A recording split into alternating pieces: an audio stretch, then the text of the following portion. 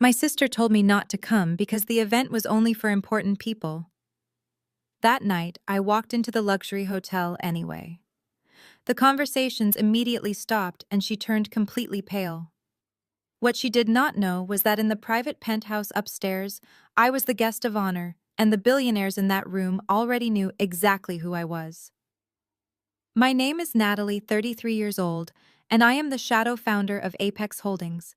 But my family still thinks I am a broke freelance graphic designer who went bankrupt 5 years ago. Before I continue this story, let me know where you are watching from in the comments below.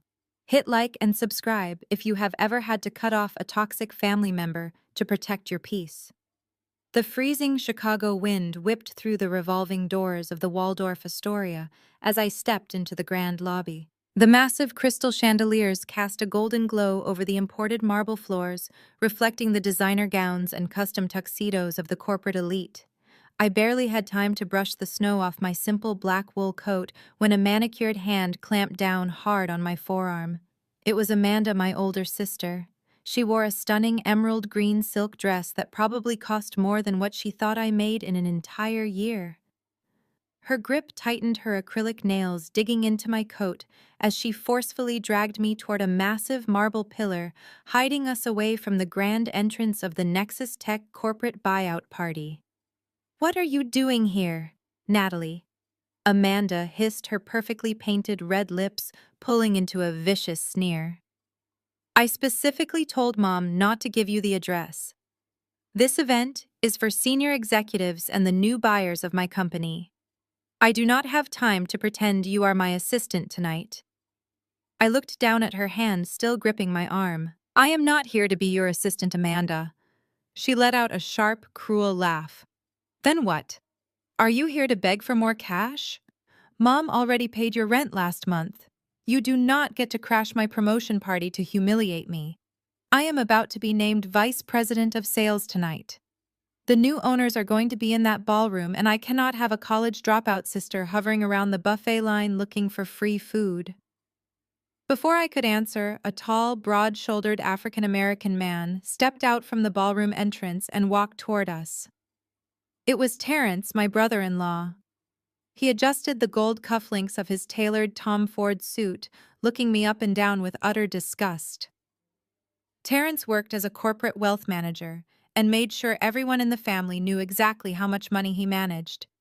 He loved nothing more than using my supposed poverty to make himself look bigger.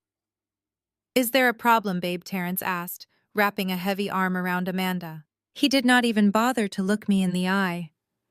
"Tell me your sister did not actually take the train all the way downtown just to ask us for a handout."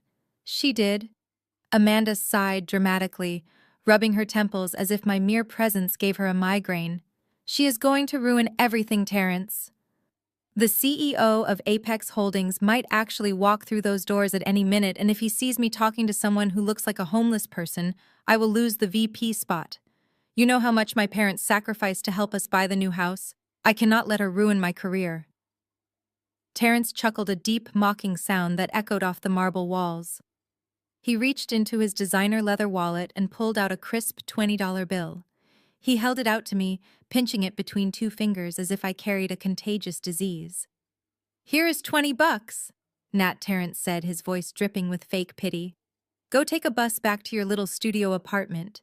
Treat yourself to a hot meal on the way. Just do not show your face in the second-floor ballroom tonight. You do not belong in our world." I looked at the $20 bill fluttering slightly in his hand. I did not scream. I did not cry about how our parents had drained my college fund to pay for their lavish wedding. I did not defend myself. And I certainly did not tell them that the entire Nexus Tech buyout was orchestrated by my firm or that their beloved company now belonged entirely to me. Instead, I simply smiled a cold, calculated smile and took the $20 bill from his hand. "Thank you, Terrence," I said smoothly, folding the cash and slipping it into my pocket. "I will be sure to give this to the bellhop as a tip." Before I could even turn away from them, a sharp electronic ringtone pierced the tense air between us. Amanda let out an exasperated sigh and dug into her designer clutch, pulling out her phone. The screen flashed brightly, illuminating our mother's name, Patricia, in large, bold letters. Amanda looked at me, her eyes narrowing with malicious intent, and she deliberately pressed the speaker icon before answering. She held the phone up between us like a weapon, ensuring I would hear every single word. "Are you inside yet, sweetie?" My mother's voice echoed loudly through the marble corridor, sounding breathless and anxious. "Your father and I just handed our car to the valet. Please tell me you got rid of your sister. I told her specifically not to show up and embarrass us tonight." "She is still standing right here, Mom," Amanda whined, pitching her voice higher to sound like a helpless victim. "Terrence even offered her money for a cab, but she is just standing around trying to ruin my night. She is doing this on purpose to sabotage my promotion, just like she always does." I could hear my mother gasp dramatically through the phone speaker. "Natalie, listen to me right now." My mother barked, her tone instantly, shifting from sweet affection for Amanda to pure venom directed at me. "You need to leave that hotel immediately. You are not going to ruin Amanda's big night just like you ruined Thanksgiving last year." I stood perfectly still, letting the memory of last Thanksgiving wash over me. I had simply refused to cook a massive holiday meal for 20 people, while Amanda and Terrence sat on the couch drinking expensive wine and critiquing my life choices. When I finally stood up for myself and walked out of the house, my mother accused me of being violently jealous of Amanda's perfect marriage. Setting a basic boundary was apparently an unforgivable crime in my family. "Do you have any idea how important this evening is?" My mother continued, her voice shrill and echoing off the expensive hotel walls. "The new buyers of Nexus Tech are going to be in that ballroom tonight. Amanda is stepping into a vice president role. She and Terrence are building a real future.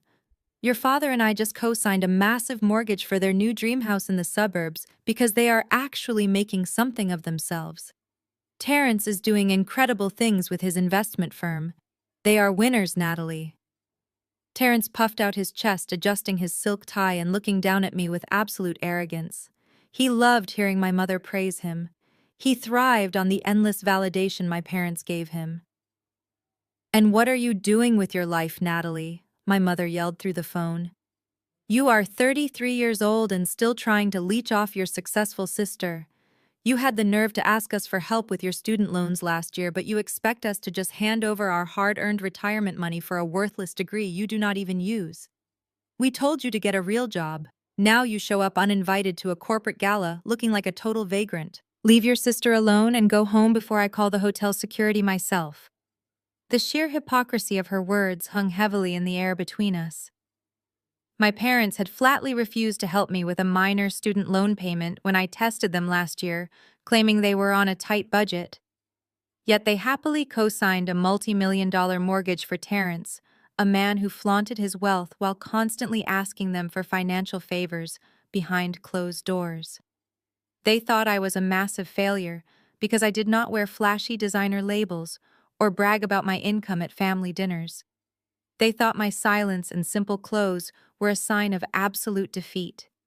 They had no idea that my silence was actually the sound of a predator patiently watching its prey walk directly into a trap. Amanda smirked at me, lowering the phone slightly. "You heard her, Nat. Mom and Dad are on their way up to the second floor right now. If you are still here when they get to the ballroom, things are going to get very ugly for you. Just take the $20 and leave with whatever little dignity you have left." Terrence stepped closer, using his large frame to physically intimidate me, blocking the path toward the main ballroom staircase. "Run along now," he mocked, waving his hand dismissively toward the exit. The adults have serious corporate business to handle tonight. I did not argue. I did not raise my voice or try to defend my career.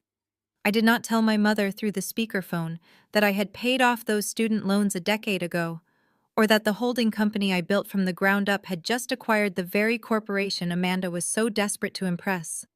I simply let them bask in their false sense of superiority. I slowly raised my left wrist and glanced at my watch. It was a custom Patek Philippe, understated and elegantly crafted, though to their untrained eyes, it probably looked like a cheap mall watch. The private dinner was set to begin in exactly 10 minutes. I looked directly into Amanda's eyes, then shifted my cold gaze to Terrence, offering them a polite but chilling smile. "Enjoy the second floor. I said, my voice perfectly steady and quiet. I am going higher. Going higher. Amanda repeated my words slowly before bursting into a fit of hysterical laughter. She actually leaned against Terrence for support, wiping a fake tear from her eye. You are going higher. What does that even mean, Natalie? Are you going to go clean the windows on the third floor? Please tell me you did not come all the way down here just to deliver some embarrassing movie quote. Terrence shook his head, looking at me with a mixture of pity and absolute disdain. He checked his phone and then glared at me. You have officially overstayed your welcome, Nat. We tried to be nice. We gave you cash for a ride home. Now you are just being pathetic and making a scene. I am not going to let you jeopardize my wife's career on the biggest night of her life. Terrence raised his hand and snapped his fingers loudly, signaling to a group of men in dark suits standing near the concierge desk. The head of security, a broad-shouldered man with a severe expression and a coiled earpiece, immediately noticed Terrence waving. He signaled for 2 large guards to follow him and briskly walked over to where we were standing. Amanda instantly shifted her posture. Her mocking laughter vanished, replaced by a look of sheer distress. She clutched Terrence's arm tightly, playing the role of the terrified victim to perfection. Is there a problem here, sir? The head of security asked, his deep voice carrying an unmistakable tone of authority. He positioned himself perfectly between my sister and me, eyeing my simple coat with immediate suspicion. Yes, there is a massive problem, Amanda said breathlessly. This woman is my estranged sister. She is unemployed and deeply unstable. She snuck into the hotel and has been harassing my husband and me for money.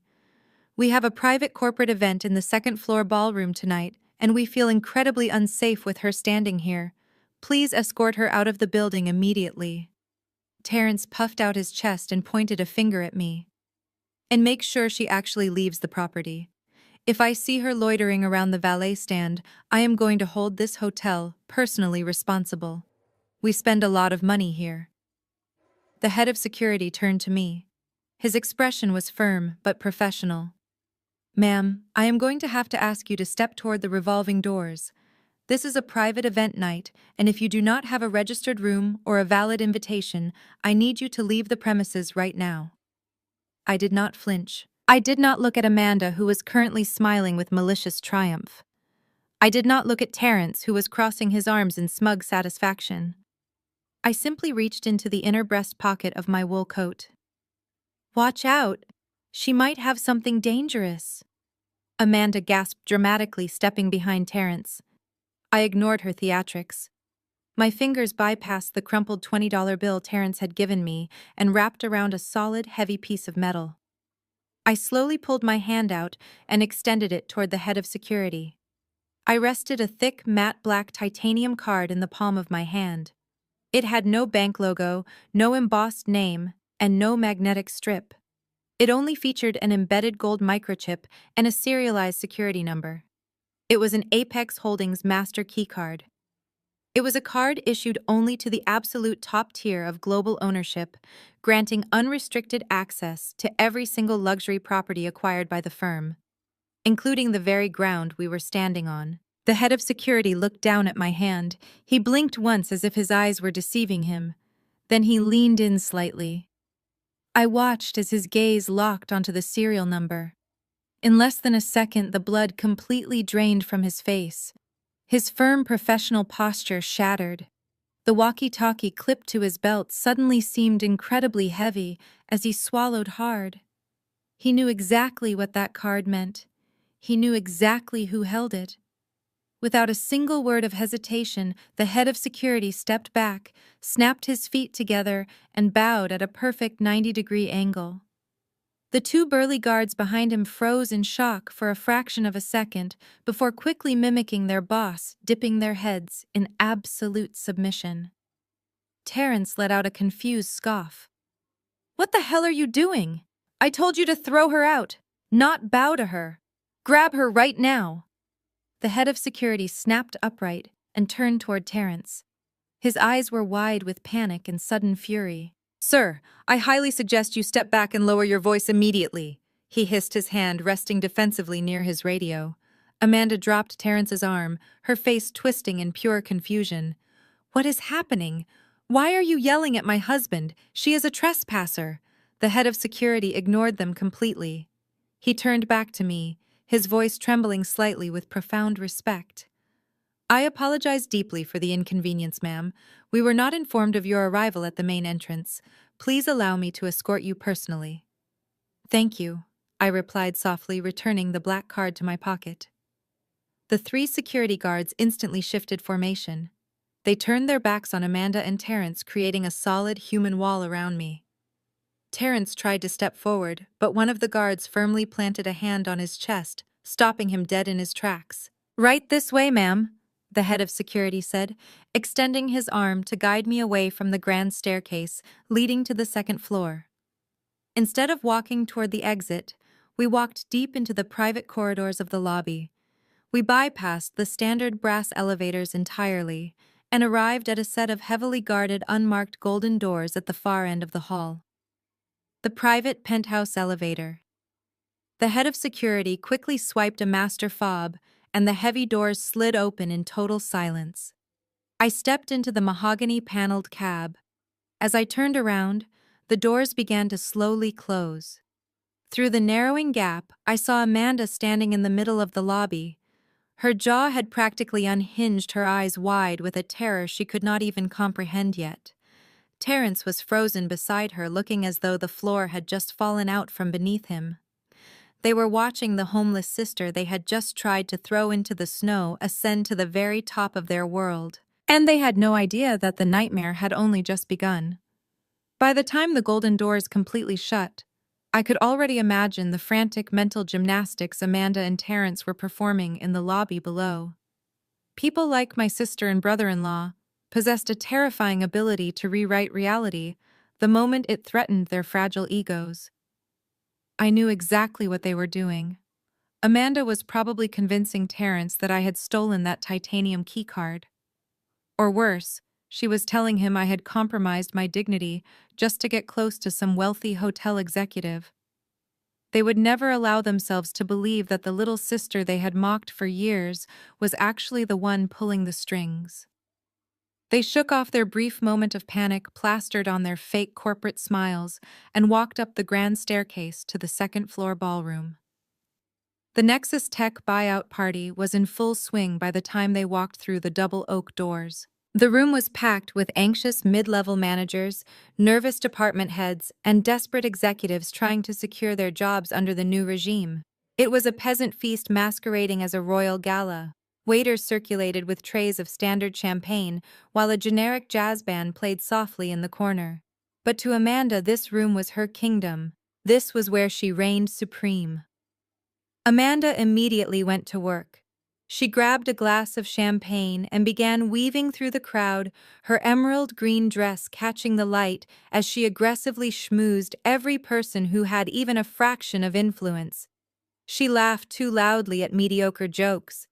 She lightly touched the arms of senior directors. She even went out of her way to casually mention her impending promotion to anyone who would listen. I hear the new organizational charts are being finalized tonight, Amanda purred to the Director of Human Resources, taking a delicate sip of her drink. I am just so relieved the transition process is finally over. The Vice President of Sales position is going to require a massive overhaul of our current strategies, but I am more than ready for the challenge. She spoke about the promotion as if the ink on her new contract was already dry. Her confidence was infectious to the terrified employees around her. They flocked to her, hoping her supposed inside track would somehow protect their own jobs during the massive corporate restructuring. A few feet away, standing near a massive ice sculpture, Terrence was putting on his own pathetic performance. He had cornered 3 of Nexus Tech's highest-earning board members and was aggressively handing out his thick foil-stamped business cards. Terrence thrived in environments built on anxiety and greed. He knew these men were worried about their stock options and severance packages, making them the perfect targets for his wealth management pitch. You gentlemen need to diversify before the transition hits the public markets, Terrence boasted smoothly, adjusting his expensive tie. My firm just closed a massive $4 million private equity fund last week. My investment portfolio is completely flawless, zero losses in the last 3 quarters. I only deal with high net worth individuals who understand aggressive growth. If you want your golden parachutes protected, you need to be talking to me. The board members nodded eagerly, completely captivated by his slick presentation and expensive tailored suit. They had no idea that Terrence's flawless portfolio was built entirely on a foundation of stolen money, or that the massive $4 million fund he was bragging about was actually embezzled directly from their own company's marketing budget. Terrence was standing in a room full of people he was actively robbing, and he was asking them for more. Eventually, the two crowds merged. Amanda glided over to Terrence, wrapping her arm through his as they formed a power couple in the center of the ballroom. The anxious whispering among the staff had reached a fever pitch. The buyout had been kept strictly confidential by Apex Holdings. Nobody in the room knew the name of the parent company, and more importantly, nobody knew the identity of the ruthless CEO who had orchestrated the hostile takeover. The regional director of operations, an older man sweating nervously through his collar, finally leaned in and lowered his voice. "Amanda, you have been remarkably calm all evening," he noted, his eyes darting toward the empty stage at the front of the room. "Half the sales department is terrified of getting fired tonight. There are rumors that the new buyer is absolutely merciless. Do you have any idea who is actually taking over the company?" The entire circle of executives leaned in, hanging on her every word. This was Amanda's moment. This was her chance to cement her status as the untouchable queen of Nexus Tech. She looked at Terrence, who gave her an encouraging, smug nod. Amanda let out a soft, practiced laugh and took another sip of her champagne. She looked around the circle of terrified executives with an expression of absolute superiority. "You do not need to worry about the new buyer," Amanda lied smoothly, her voice dripping with absolute arrogance. "Let us just say the new owner and I go way back. We are very old friends. The transition is going to be incredibly smooth for those of us in the inner circle." A wave of relieved sighs washed over the group. They practically bowed to her, praising her networking skills and congratulating her in advance on the vice president role. Amanda smiled brightly, soaking in the admiration and the power. She genuinely believed she had the entire world wrapped around her finger. She had absolutely no idea that her old friend was currently standing exactly one floor above her, holding a financial guillotine and preparing to drop the blade. The golden doors of the private elevator glided open with a soft, melodic chime. I stepped out of the mahogany cab and into the sprawling 2-story penthouse of the Waldorf Astoria. The contrast between the desperate, anxious energy of the second-floor ballroom and the absolute quiet power of this room was staggering.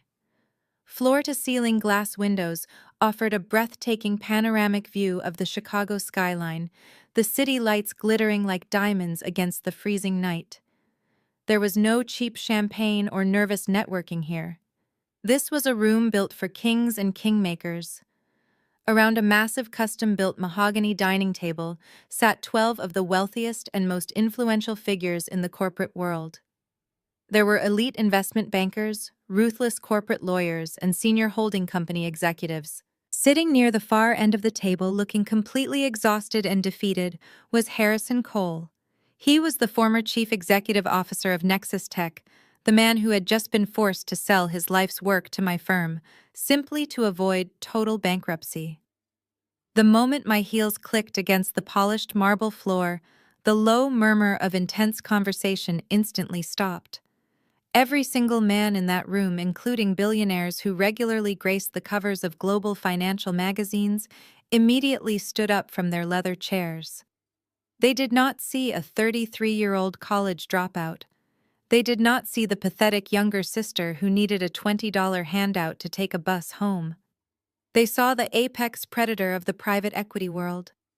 They saw the woman who held their financial futures firmly in the palm of her hand. My chief operating officer, a sharp, highly analytical man named David, broke the silence. He walked toward me holding a thick crimson-red folder containing the final acquisition contracts. "Welcome back to Chicago, boss," David said with a respectful nod, handing me the heavy file. We followed your instructions to the letter. As requested, we let your family continue to believe you were completely bankrupt and living off sporadic freelance graphic design gigs. We buried your name and your assets behind 5 different corporate shells and blind trusts. They had absolutely no idea that while they were mocking your supposed poverty, you were quietly buying out their entire industry. I took the crimson folder and ran my fingers over the smooth cover. For 5 years, I had endured my parents' endless lectures, Amanda's relentless mocking, and Terrence's condescending financial advice. I had let them pay for my small apartment and send me pitiful amounts of money, not because I needed it, but because it kept them completely blind. Their own massive egos and desperate need to feel superior made them utterly oblivious to the fact that Apex Holdings was systematically acquiring every major tech and sales firm in the Midwest. "Please sit, gentlemen," I said, walking toward the head of the long table. The men took their seats in perfect unison, their eyes fixed on me with a mixture of fear and profound respect. I looked directly at Harrison Cole. The former CEO of Nexus Tech swallowed hard, wiping a bead of sweat from his forehead. "We have finalized the acquisition, Mr. Cole," I stated smoothly, opening the red folder and scanning the top sheet. "Nexus Tech is now a wholly owned subsidiary of Apex Holdings. We are prepared to inject the necessary capital to save your remaining workforce and stabilize the plunging stock prices." "Thank you, Miss Reed." Harrison Cole said, his voice thick with overwhelming relief.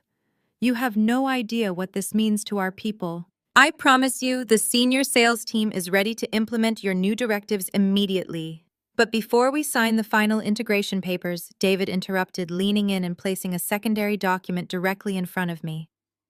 "There is something you need to see immediately, Natalie.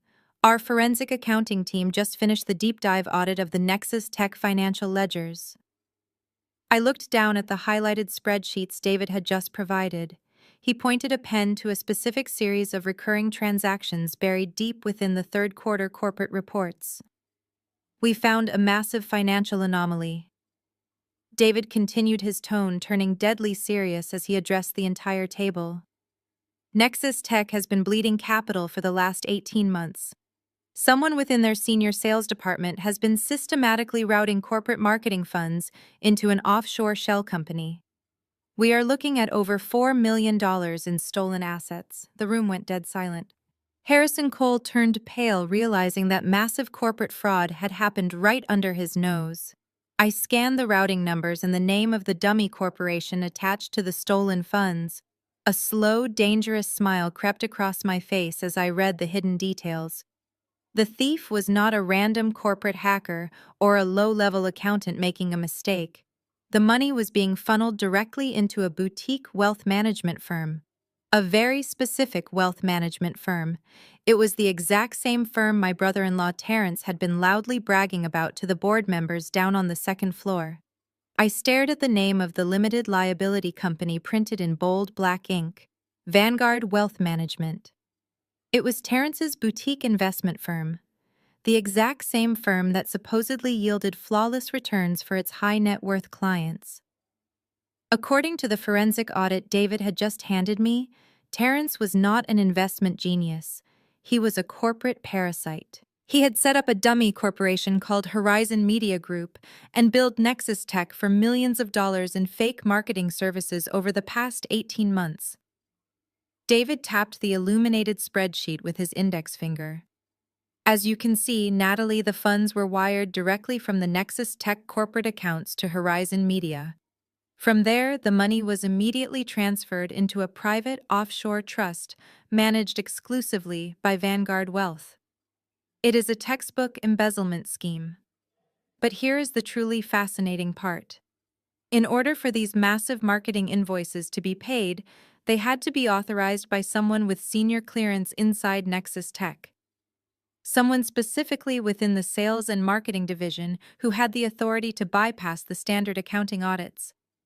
I slowly turned the page of the financial report, and there it was. Printed at the bottom of every single fraudulent invoice was a digital authorization signature.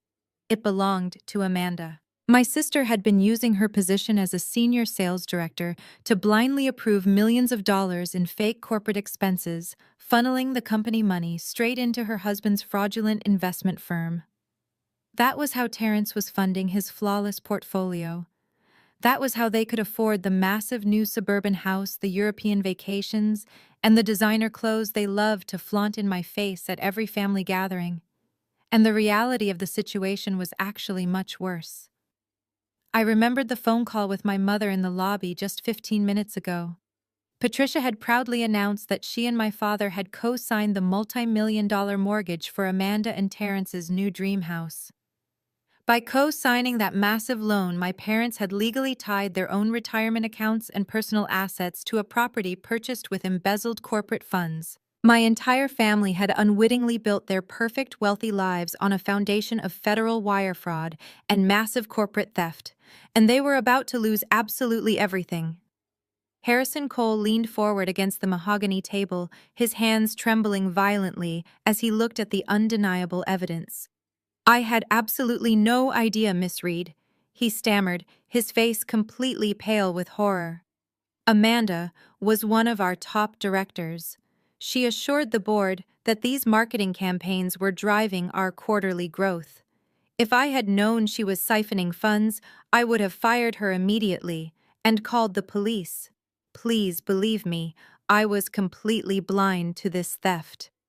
"I believe you, Harrison," I said calmly, closing the thick red folder and sliding it back across the table. People like my sister are incredibly skilled at manipulation. They wrap themselves in a cloak of arrogance and perfection so nobody ever thinks to look under the surface. They demand absolute loyalty from everyone around them while quietly bleeding them dry. I know exactly how she operates because I have been watching her do it to our family my entire life. David gathered the audit papers and placed them carefully back into his briefcase. "The corporate legal team has already prepared the preliminary federal indictments, Natalie. This is not just a simple case of corporate theft anymore. With the sheer amounts they transferred across state lines, we are looking at massive federal wire fraud, money laundering, and tax evasion. The authorities will need to be notified immediately. We can quietly hand this evidence over to the Federal Bureau of Investigation tomorrow morning and let them handle the arrests discreetly to protect the public image of Nexus Tech." I looked away from the table and out the massive floor-to-ceiling windows at the sprawling Chicago skyline. I thought about the crumpled $20 bill sitting in my coat pocket. I thought about the cruel laughter in the lobby, the mocking insults, and the decades of being treated like a worthless outsider in my own family while they funded their luxurious lives with stolen money. Discretion was a luxury reserved for people who felt remorse. Amanda and Terrence did not feel remorse. They felt invincible. And they were currently standing one floor directly below me, celebrating their stolen empire, completely unaware that I now owned the very ground they walked on. I turned away from the window and picked up a crystal glass of champagne from the silver tray on the table. I took a slow, deliberate sip, savoring the cold, crisp taste. "Gentlemen," I said, my voice echoing clearly through the silent penthouse, "cancel the private dinner. I am going down to mingle with my new employees." The elevator ride down felt entirely too short. The golden doors parted on the second floor, releasing me into a hallway lined with vibrant floral arrangements and the muffled sound of a live jazz band. I walked past the velvet ropes and stepped directly into the Nexus Tech buyout gala. The ballroom was exactly as I had imagined. It smelled of expensive perfume, nervous sweat, and roasted prime rib. Waiters in crisp white uniforms balanced silver trays of champagne, navigating through tight clusters of executives who were desperately trying to secure their corporate futures. I stood near the entrance for a moment, letting the sheer irony of the situation wash over me. I was wearing a simple black wool coat over a tailored blouse, lacking any of the flashy designer labels the people in this room worshipped. To them, I was entirely invisible. But to one person I was a walking nightmare.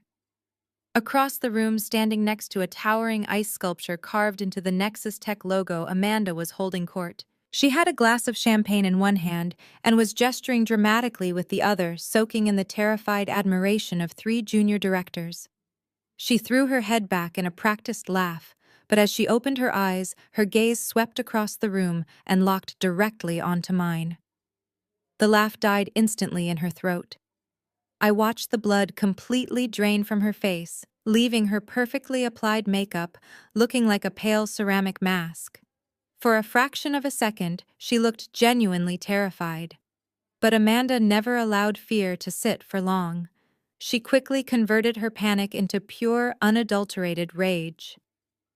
"Excuse me for just one moment, gentlemen," Amanda said, her voice tight and strained as she forced a polite smile for her colleagues. She slammed her champagne glass onto a passing waiter's tray with such force the crystal nearly shattered. She marched across the ballroom floor like a heat-seeking missile. She did not care who she bumped into. Before I could even take a step forward, she was on me. Amanda's hand shot out and clamped around my upper arm. Her acrylic nails dug painfully through the thick wool of my coat, pinching my skin with vicious intent. She did not say a single word. She simply jerked me forward and aggressively dragged me away from the ballroom entrance, pulling me into a dimly lit alcove near the kitchen service doors where the music drowned out our voices. She shoved me against the wall, her chest heaving as she glared at me with absolute hatred. "Are you out of your mind, Natalie?" she hissed, her voice trembling with barely contained fury. "How the hell did you get in here? I saw you get into that private elevator. I saw the security guard bow to you. Who did you sleep with to get that black card?" I adjusted my coat, completely unbothered by her physical outburst. "I did not sleep with anyone, Amanda. I own that card." Amanda let out a harsh, venomous laugh. "You own it. You are a 33-year-old freelance graphic designer who lives in a glorified closet. You could not even afford to buy a drink at the bar upstairs, let alone possess a titanium master key for the Waldorf Astoria. You stole it." She pointed a trembling finger directly at my face, her eyes wide with manic desperation. "That is the only logical explanation. You found some wealthy guest who dropped their VIP card in the lobby, and you stole it so you could sneak in here and try to embarrass me. You are so violently jealous of my success that you would actually commit a felony just to ruin the biggest night of my life." I looked at her, truly marveling at her capacity for delusion. It was almost poetic. She was standing there in a dress bought with embezzled corporate funds, screaming at me about committing a felony. She was accusing me of theft, while she and Terrence were actively bleeding $4 million out of the very company we were standing in. "You really need to lower your voice, Amanda," I said calmly, brushing her hand away from my arm. "You are drawing attention to yourself. And you are going to need all the goodwill you can get tonight." My calm demeanor only infuriated her more. She could not stand that I was not cowering. She could not stand that her usual tactics of intimidation were bouncing off me like water on glass. Amanda reached into her designer clutch and pulled out her smartphone. She unlocked the screen and held it up to my face, her thumb hovering aggressively over the keypad. "I am not playing games with you, Natalie." Amanda sneered, her eyes narrowing into dangerous slits. "You are a thief and a trespasser. I am going to call the Chicago Police Department right now and have you arrested for grand theft of that VIP keycard. You are going to leave this hotel in handcuffs, and I am going to stand here and watch them drag you away." Amanda's thumb hovered over the glowing screen of her phone, her eyes locked on mine with a manic, victorious gleam. She was fully prepared to dial the police and watch me get dragged out in handcuffs. But before her finger could press the screen, a sharp, familiar voice cut through the ambient noise of the ballroom. "Amanda, sweetheart, what on earth is going on over here?" I did not even need to turn my head to know who it was. My mother, Patricia, was marching toward us, her high heels clicking sharply against the polished hardwood floor. Right beside her was my father, Richard. He was wearing a stiff black tuxedo that looked slightly outdated, while my mother was draped in a dark velvet gown and heavy pearl jewelry, desperately trying to project the image of old money wealth. They had finally made their way up from the lobby, And the moment they saw me standing in the shadows with their golden child, their faces twisted into identical expressions of absolute disgust. "Mom! Dad! Thank God you are here!" Amanda cried out instantly, dropping her aggressive posture and morphing back into a helpless victim. She shoved her phone back into her clutch and ran over to them, grabbing my father's arm. Natalie snuck into the hotel. She stole a VIP keycard and now she is refusing to leave. She is trying to ruin my promotion party. My father stiffened his face, flushing a deep, angry red.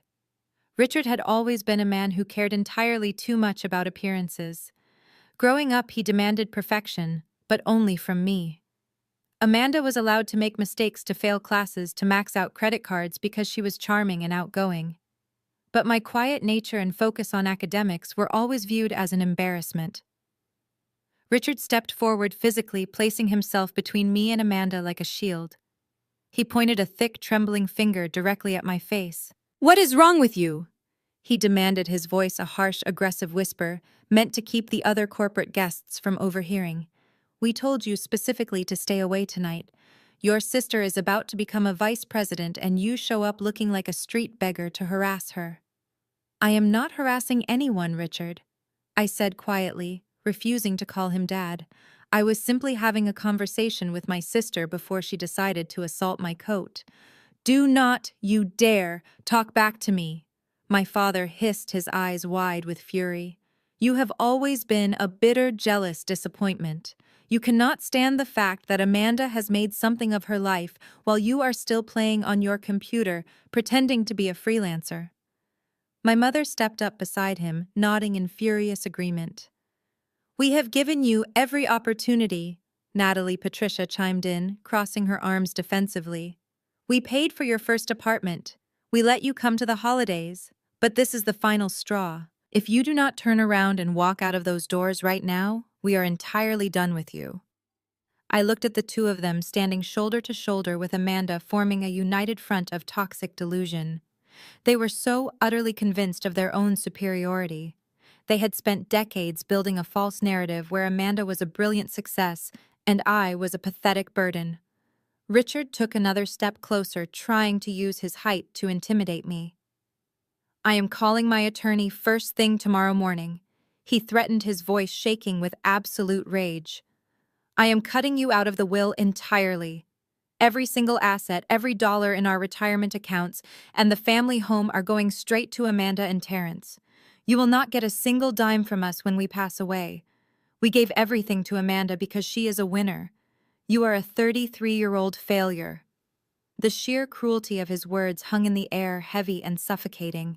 Amanda smirked from behind his shoulder, clearly thrilled that our parents were doing her dirty work. She had won. In her mind, she had successfully weaponized our parents to completely destroy my standing in the family once and for all. They waited for me to break.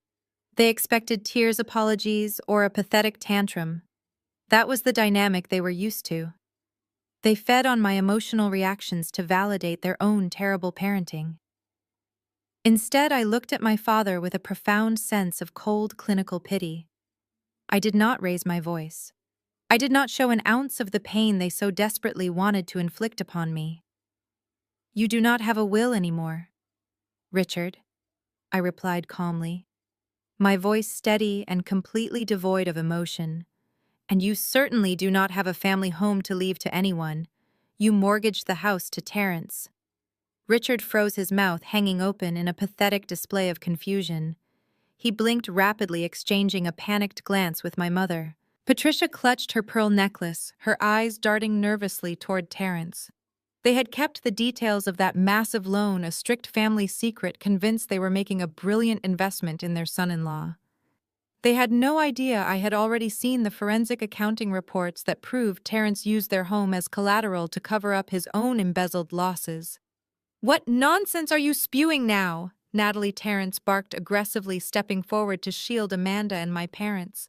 His deep voice boomed over the jazz music playing in the background. His carefully constructed facade of the sophisticated wealth manager was beginning to crack. A vein throbbed visibly on his forehead. "You are completely delusional. I am not going to stand here and listen to you slander my name and upset my family. Terrence puffed out his chest, looking frantically around the crowded ballroom for a way to assert his dominance. He needed to silence me before I revealed any more of his financial secrets to my parents. His eyes locked onto a man walking briskly across the polished floor. It was the general manager of the Waldorf Astoria, dressed in an immaculate charcoal suit flanked by the same head of security I had encountered in the lobby just moments ago. Terrence aggressively snapped his fingers in the air, a sharp, disrespectful sound meant to summon the manager like a disobedient servant. "You there, manager," Terrence shouted, waving his hand impatiently. "Get over here right now. We have a massive security breach." The general manager paused, his sharp eyes scanning the room before locking onto our tense little circle. He adjusted his suit jacket and walked purposefully toward us, his expression unreadable. The head of security trailed closely behind him, his hand resting near his radio. Amanda instantly perked up, her confidence returning now that she thought an authority figure was coming to save her. She linked her arm through Terrence's, glaring at me with a triumphant smirk. "You are done, Natalie," she whispered maliciously. "You pushed it too far." As the manager approached, Terrence did not even wait for him to speak. "Listen to me very carefully," Terrence commanded, using the condescending tone he reserved for service workers and junior employees. "I manage multi-million-dollar accounts for the executives in this very room. We are hosting a private corporate transition gala tonight, and this woman has illegally trespassed onto the property." Terrence pointed a thick, accusing finger inches from my face. "She is an unemployed, mentally unstable relative who stole a VIP keycard to sneak up here and harass my wife. She has been screaming at my in-laws and making wild, threatening accusations. I want her arrested for grand theft and trespassing immediately. And if you do not have her in police custody within the next 10 minutes, I will personally ensure this hotel loses the Nexus Tech corporate account permanently." My parents nodded enthusiastically. Richard crossed his arms, looking at me with absolute contempt. "Take her out the back entrance," Richard ordered the manager. "We do not want her making a scene and ruining the photographs." I stood perfectly still, my hands resting comfortably in the pockets of my wool coat. I did not attempt to defend myself against Terrence's fabricated story. I did not explain how I got into the ballroom.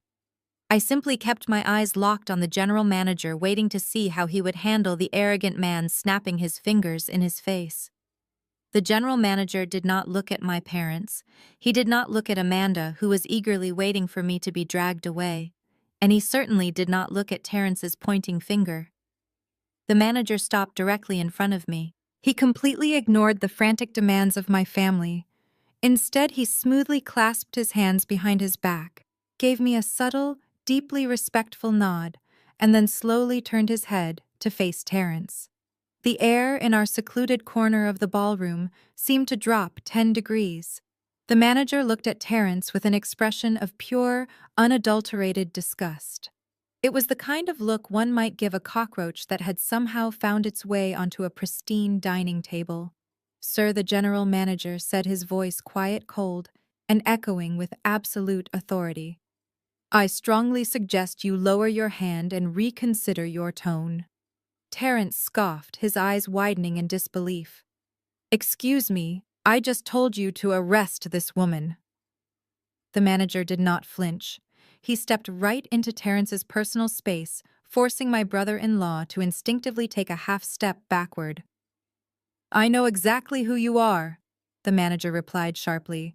"And I also know that I cannot arrest the woman who owns this hotel. Now step back before I have you physically removed." The words hung in the air like a physical blow. Terrence actually staggered backward, his expensive leather shoes sliding awkwardly against the polished hardwood floor. The smug, authoritative posture he had carried all evening vanished in an instant, replaced by a look of sheer, uncomprehending panic. He looked from the general manager to me, and then back again, his mouth opening and closing without producing a single sound. My father, Richard, stood completely frozen, his face draining of color. Patricia instinctively grabbed his arm, her eyes wide with shock. For a fleeting second, the impenetrable wall of their shared delusion cracked. The reality that I, the daughter they had relentlessly mocked and discarded, might actually hold absolute power over their immediate surroundings was simply too much for their minds to process. But narcissists possess an incredible survival mechanism. When faced with a truth that shatters their ego, they will immediately invent a lie to protect it. I watched the exact moment Amanda's brain short-circuited and rebooted with a fresh delusion. The initial terror in her eyes quickly morphed into a sick, twisted look of understanding. She let out a sharp, condescending gasp and immediately grabbed Terrence by the shoulder, pulling him close. "Do not be an idiot, Terrence," Amanda whispered fiercely, though her voice carried clearly over the jazz music. "Look at her. Look at that cheap coat. She does not own the Waldorf Astoria. She is sleeping with the man who owns it. That is the only logical explanation." She finally realized she could not make a living drawing little logos on her computer. So she found a billionaire sugar daddy and convinced his staff to play along with her pathetic power fantasy. The relief that washed over Terrence and my parents was instantaneous and nauseating. The crack in their delusions sealed itself shut. They desperately needed Amanda's lie to be true. "Of course," Patricia gasped, placing a hand over her pearl necklace in mock horror. "That explains the black key card. That explains why she snuck up to the penthouse. Oh, Natalie, you have truly hit rock bottom. To parade yourself around like some high-end escort just to make your sister jealous on her big night. It is absolutely repulsive." Richard straightened his tuxedo jacket, his face hardening with renewed disgust. "I always knew you lacked ambition, but I never thought you would stoop to selling yourself. You are a disgrace to this family. If the new owners of Nexus Tech find out what kind of woman is wandering around their corporate event, Amanda could lose her promotion entirely." Terrence scoffed, his confidence fully restored by his wife's ridiculous theory. He glared at the general manager. "You are covering for a gold digger," Terrence sneered. "I do not care who she is sleeping with. We have legitimate corporate business here tonight, and she does not belong." The general manager did not even blink at their insults. His expression remained ice cold. He looked at Terrence with a mixture of pity and professional disdain. He opened his mouth to correct them, to shatter their pathetic illusion, and explain exactly whose name was signed on the deed to the building. He was fully prepared to signal the security guards to physically drag my entire family out into the freezing snow. But I raised my hand, stopping him with a subtle gesture. There was no satisfaction in throwing them out right now. Throwing them out would just give them another story to twist another narrative where they were the innocent victims of my supposed wealthy benefactor. If I kicked them out into the street, Amanda would still go into work on Monday morning believing she was untouchable. Terrence would still believe his stolen money was safe. I wanted them to climb to the absolute peak of their arrogance. I wanted them to stand in front of their peers, basking in their fake success, right before I dismantled their entire world piece by piece. "That will be all, manager," I said quietly, keeping my eyes locked on Amanda's triumphant smirk. "You do not need to escort them out. I am going to stay right here. I would not want to miss the big speeches." The general manager understood immediately. He bowed his head respectfully. "As you wish, ma'am," he replied smoothly. He signaled for the head of security to stand down, and the two men silently retreated into the crowd, leaving my family completely convinced they had won the battle. Amanda laughed, adjusting her emerald green dress. "You can stay and watch me become Vice President Natalie," she mocked. "Just stand in the back where nobody can see you." Right on cue, the ambient noise in the ballroom suddenly shifted. The jazz band abruptly stopped playing. The low hum of anxious networking conversations faded into a tense, expectant silence. The heavy crystal chandeliers above us began to slowly dim, casting long, dramatic shadows across the polished floor. A bright, singular spotlight pierced the darkness, illuminating the empty stage at the front of the room. The moment of reckoning had arrived. The stage was perfectly set for the Nexus Tech buyout announcement. The quiet murmur of the ballroom completely died away as the heavy velvet curtains at the back of the stage parted. Harrison Cole, the former chief executive officer of Nexus Tech, stepped into the harsh glare of the spotlight. He looked significantly older than he had just an hour ago in the penthouse. His shoulders slumped slightly under the weight of his tailored suit, and he carried a stack of index cards in his trembling hands. As he walked toward the sleek acrylic podium, a wave of anxious applause rippled through the crowd of executives. Everyone in the room knew this was the end of an era, but none of them knew exactly what the new era would look like. Harrison gripped the edges of the podium, leaning into the microphone. A sharp feedback whine echoed briefly before he cleared his throat. "Good evening, everyone." Harrison began, his voice raspy and laced with an exhaustion that ran bone deep. "Thank you all for being here tonight. I know the last few weeks have been filled with intense speculation and sleepless nights. The corporate landscape is unforgiving, and unfortunately Nexus Tech recently found itself standing at the very edge of a massive cliff." A nervous murmur swept through the crowd. Amanda, standing a few feet away from me, rolled her eyes and leaned over to whisper loudly to my mother. "He is being overly dramatic," she scoffed. The sales numbers were dipping, but it was nothing I could not handle. I already pitched a recovery strategy. Harrison looked out over the sea of faces, his gaze scanning the crowd until it momentarily rested on the area where my sister was standing. I saw a flash of pure disgust cross his face before he quickly looked away. "The truth is," Harrison continued, his voice growing firmer and much louder, "Nexus Tech was bleeding capital at an unprecedented rate. We were losing millions of dollars every single quarter, draining our marketing budgets into black holes we could not trace. We were exactly 3 weeks away from filing for Chapter 11 bankruptcy and completely liquidating this entire workforce." A collective gasp echoed through the ballroom. Several mid-level managers covered their mouths in shock. They had absolutely no idea the company was that close to total ruin. They thought this was just a standard merger, not a desperate rescue mission. "But we were thrown a lifeline," Harrison said, his tone shifting from despair to profound respect.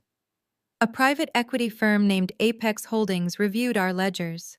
They saw the value in our dedicated workforce, but more importantly, they saw the exact source of our financial rot. The founder of Apex Holdings is a visionary. She is a ruthless, brilliant strategist who operates in the shadows, acquiring failing companies and surgically removing the corrupt elements that are destroying them from the inside out." Amanda's eyes widened. She had not known the buyer was a woman. But rather than feeling threatened, her massive ego instantly went into overdrive. I watched her posture completely transform. She stood up perfectly straight, tossing her blonde hair over her shoulder.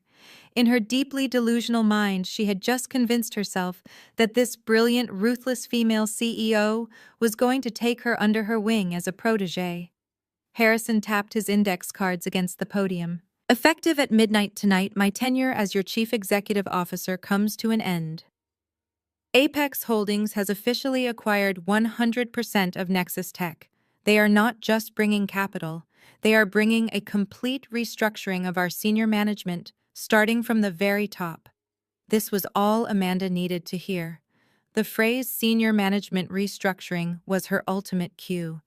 She could not wait another second. She had to be seen. She had to be the center of attention the moment the new owner was revealed. Amanda grabbed Terrence tightly by the hand. "Come on," she commanded, her voice vibrating with manic excitement.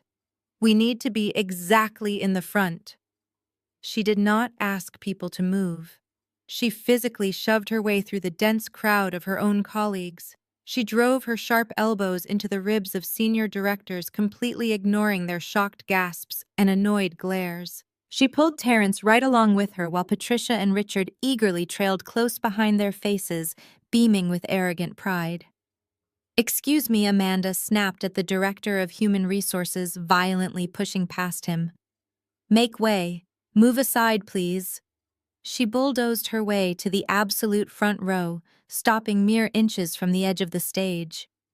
A team of hired corporate photographers was crouching nearby, snapping rapid-fire pictures of Harrison at the podium. Amanda immediately inserted herself directly into their frame.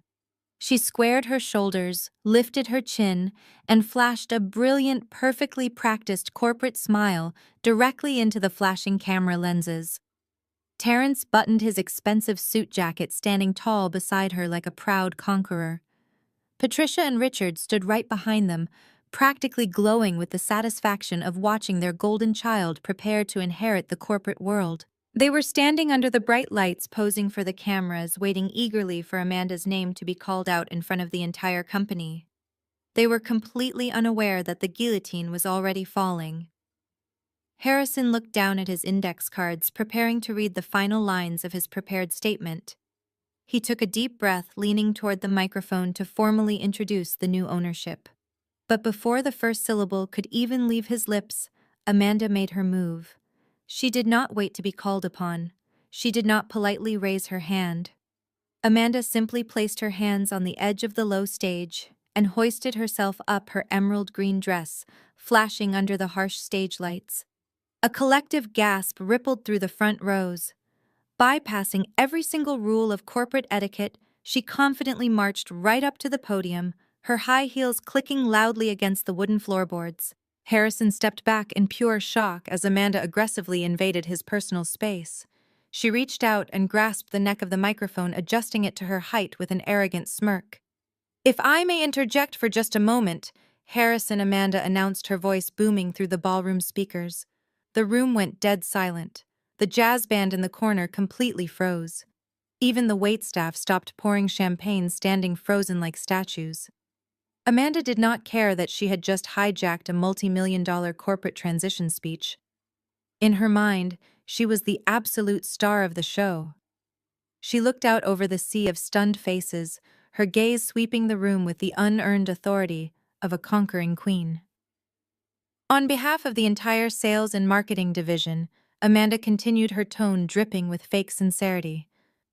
"I want to personally welcome Apex Holdings to our family. The last 18 months have been incredibly grueling for all of us. We faced massive financial hurdles, but as the senior director of sales, I refuse to let this ship sink. I worked day and night to keep our core client relationships intact, ensuring that when a visionary buyer finally arrived, they would find a solid foundation ready for explosive growth." Down on the floor, Terrence began to clap slowly and loudly. He nodded his head, looking around at the terrified executives as if daring them not to join in.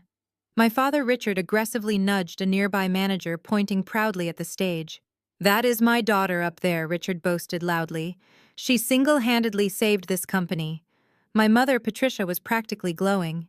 She adjusted her heavy pearl necklace and smiled for the corporate photographers as if she were the mother of a bride.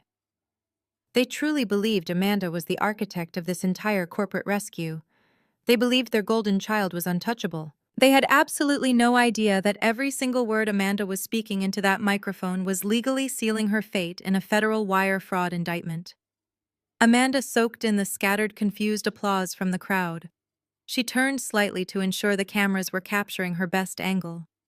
"We survived the darkest days because of relentless dedication to our profit margins." Amanda lied flawlessly. She was actively taking credit for the survival of the company she had been secretly bleeding dry. It was a level of narcissistic delusion so profound it almost defied basic logic. She was standing on a stage bragging about her dedication to the budget, while the forensic audit proving she stole $4 million was sitting on a mahogany table directly above our heads. I watched from the shadows at the back of the room, my hands resting calmly in my coat pockets. I did not feel a shred of anger. I only felt a cold, surgical anticipation. I was watching a woman gleefully tie her own noose in front of 500 witnesses. And so Amanda declared, her voice rising to a dramatic crescendo. "As your incoming Vice President of Sales, I want to formally invite the brilliant female CEO of Apex Holdings to join me up here. We are going to do incredible things together. We are going to trim the dead weight from this roster and build an absolute empire.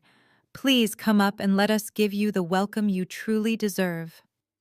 Amanda stepped back from the podium, extending her arm gracefully toward the back of the room in a grand, inviting gesture. She held a bright, charismatic smile on her face, fully expecting a wealthy corporate veteran to emerge from the crowd and embrace her as an equal. The ballroom remained completely silent. Nobody moved. The heavy tension in the air was suffocating.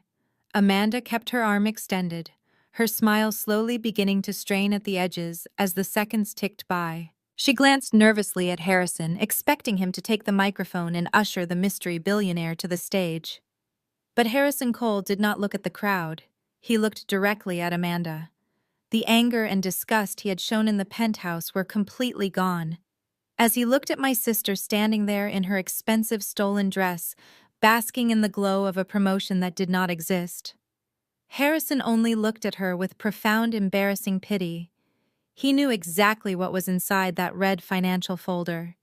He knew she was not a rising corporate star. She was a common criminal standing on a trap door. Harrison slowly stepped back up to the microphone. He did not yell. He did not match her aggressive energy. He simply let out a heavy, tired sigh that echoed through the entire room. "Amanda, please step back." Amanda blinked, her arm dropping to her side. Her perfect smile faltered, replaced by a flash of genuine confusion. "Excuse me?" she whispered, leaning closer to him. Harrison ignored her completely. He gripped the edges of the podium, his knuckles turning white, and looked out over the silent, terrified crowd. "Let me introduce the sole owner of Apex Holdings." The lighting technician in the sound booth had clearly been given a very specific cue. The exact moment Harrison finished his sentence, the massive stage lights completely cut out, plunging the front of the room into temporary darkness. A split second later, a single high-intensity spotlight snapped on from the ceiling. The bright white beam sliced through the thick air of the ballroom, sweeping rapidly over the heads of the confused executives. It swept past my father. It swept past Terrence and my mother. It completely ignored Amanda, who was still standing near the podium with her fake inviting smile frozen on her face.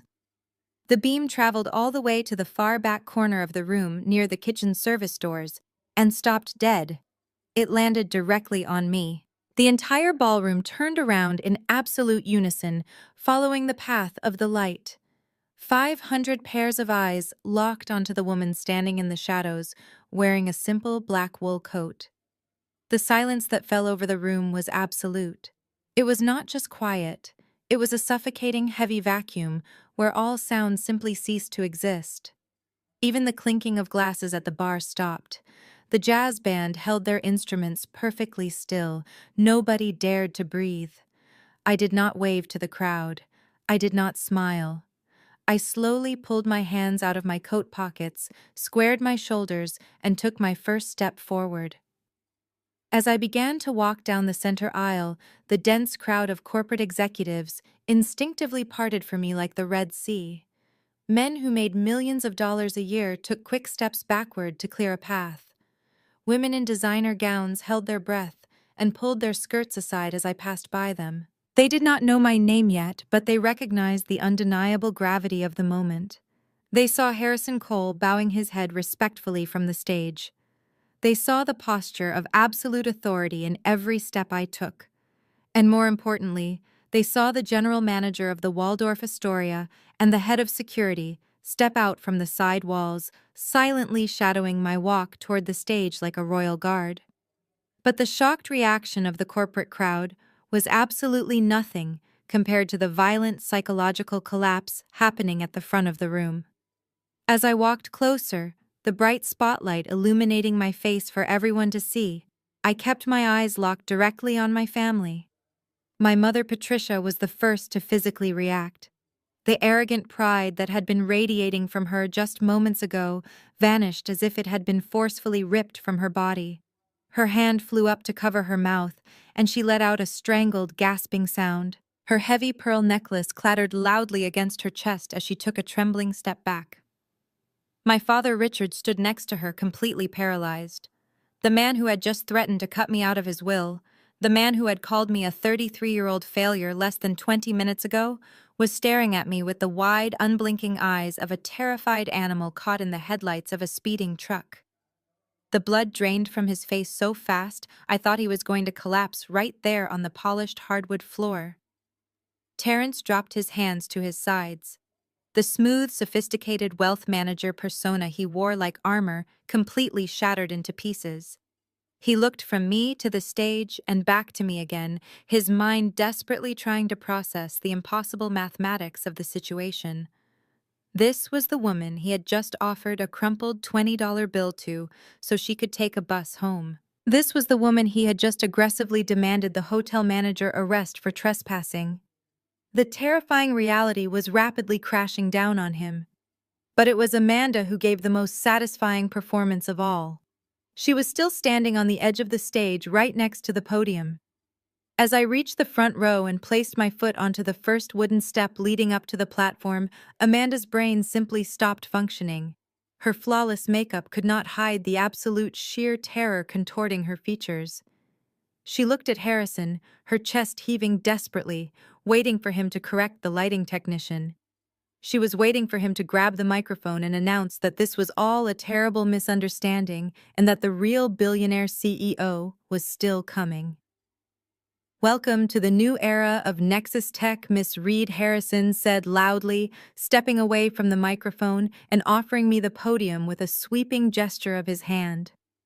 I stepped up onto the stage. I was now standing shoulder to shoulder with my older sister under the blinding glare of the lights. The hired corporate photographers at the foot of the stage immediately began flashing their cameras, frantically capturing every agonizing second of her public humiliation. Amanda let out a pathetic whimpering sound that was picked up by the microphone. Her knees buckled slightly and she physically stumbled backward away from me, her expensive high heels catching awkwardly on a thick audio cable. She threw her hands out to catch her balance, her eyes wide with a terror so profound it almost looked like physical pain. She finally understood. The loser's sister she had tormented her entire life was not just in the building. I owned it. I did not offer my sister a hand to help her up. I did not even look down at her as she scrambled to regain her footing on the wooden stage. I stepped directly up to the acrylic podium, wrapping my hands around the cold edges, where Harrison had stood just moments before. The microphone picked up the quiet rustle of my coat as I leaned in. "Good evening, Nexus Tech," I said, my voice echoing clearly and firmly across the silent ballroom. "My name is Natalie Reed. I am the founder and chief executive officer of Apex Holdings. And as of midnight tonight, I own every single asset, patent, and contract associated with this building." The crowd remained perfectly still. Down on the floor, Terrence was staring at me with his mouth slightly open, his expensive suit looking suddenly very uncomfortable. My parents were frozen like statues, but I completely ignored them. I was not here to air family grievances. I was here to conduct business. I looked toward the back of the room and gave a sharp nod to the sound booth. "Please bring up the primary financial slides," I instructed. The massive digital projector behind me hummed to life. The enormous screen illuminated the dark stage, displaying a complex series of financial graphs, quarterly reports, and client retention charts. At the very top of the presentation, displayed in bold red letters, was the exact sales recovery strategy that Amanda had been loudly bragging about all evening. "When my firm evaluates an acquisition, we do not just look at the bottom line," I explained, pacing slowly across the stage. "We look at the architectural integrity of the management team. We look for the exact source of the structural failure. For the past hour, I have listened to your senior director of sales take absolute credit for keeping this company afloat. I have heard her claim that her aggressive strategies and careful budgeting saved Nexus Tech from the brink of ruin." I clicked a small remote in my hand, and the slide shifted. A massive red graph appeared showing a catastrophic downward plunge in revenue. "Let us look at the actual numbers," I said coldly. Over the last 18 months, the sales division under this specific leadership lost 3 major international accounts. The strategy presented to the board was not an innovative recovery plan. It was a panicked, completely incompetent attempt to cover up massive client hemorrhaging. I clicked the remote again. Internal emails and signed authorization forms appeared on the screen. The signature at the bottom of every disastrous decision belonged clearly and undeniably to Amanda. Amanda gasped loudly from the side of the stage. "You cannot show those," she cried out, her voice cracking with desperation. "Those are confidential departmental documents." I did not even turn my head to acknowledge her outburst. I kept my eyes locked on the hundreds of executives in the crowd. "They belong to me now," I stated flatly, "and they paint a very clear picture of gross negligence." The aggressive push into the European market was launched without a single viable market research study, costing the company $6 million in unrecoverable losses. The decision to cut the customer support budget by 40% directly resulted in the termination of your oldest legacy contracts. The murmurs in the crowd began to swell. The junior directors who had been praising Amanda just 20 minutes ago were now staring at the screen in absolute horror.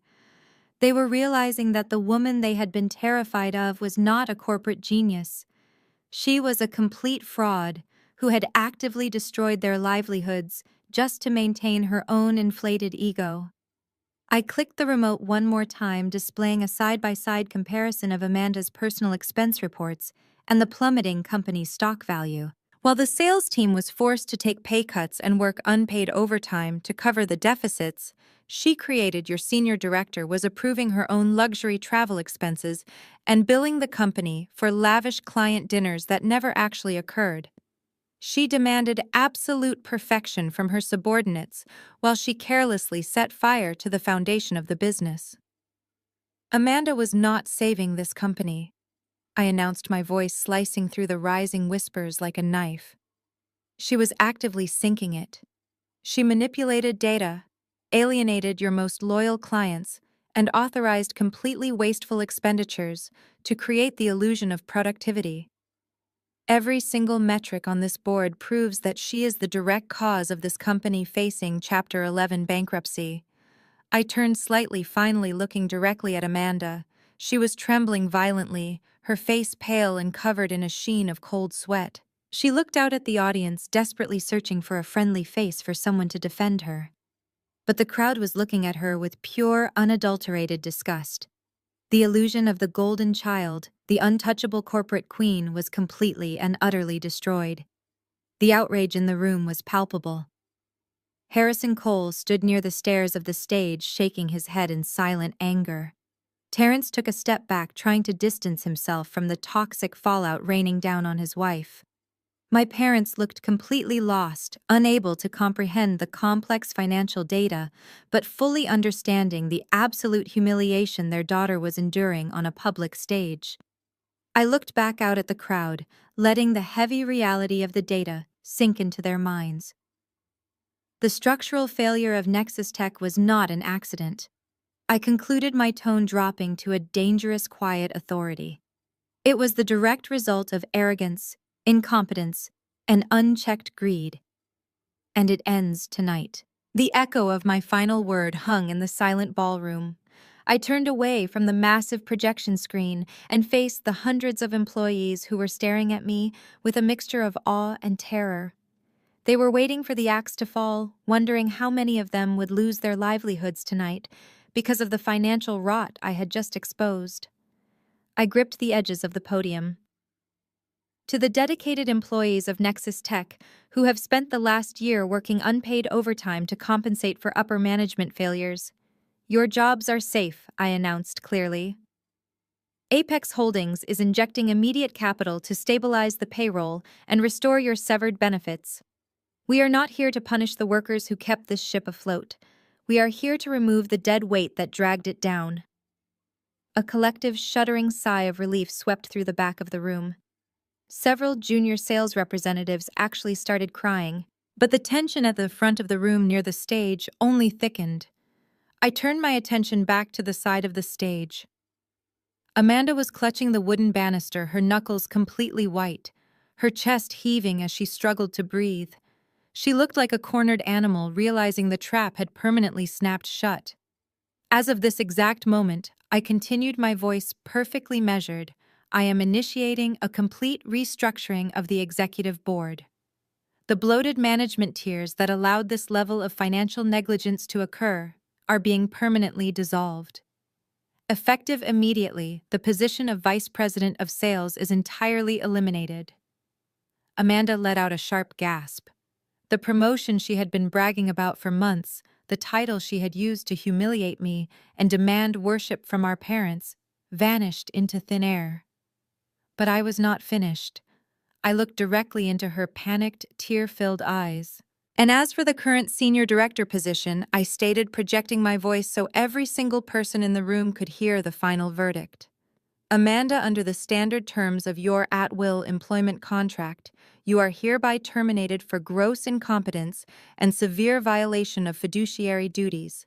Pack up your desk by tomorrow morning. You are fired. The words hit her with the force of a physical blow.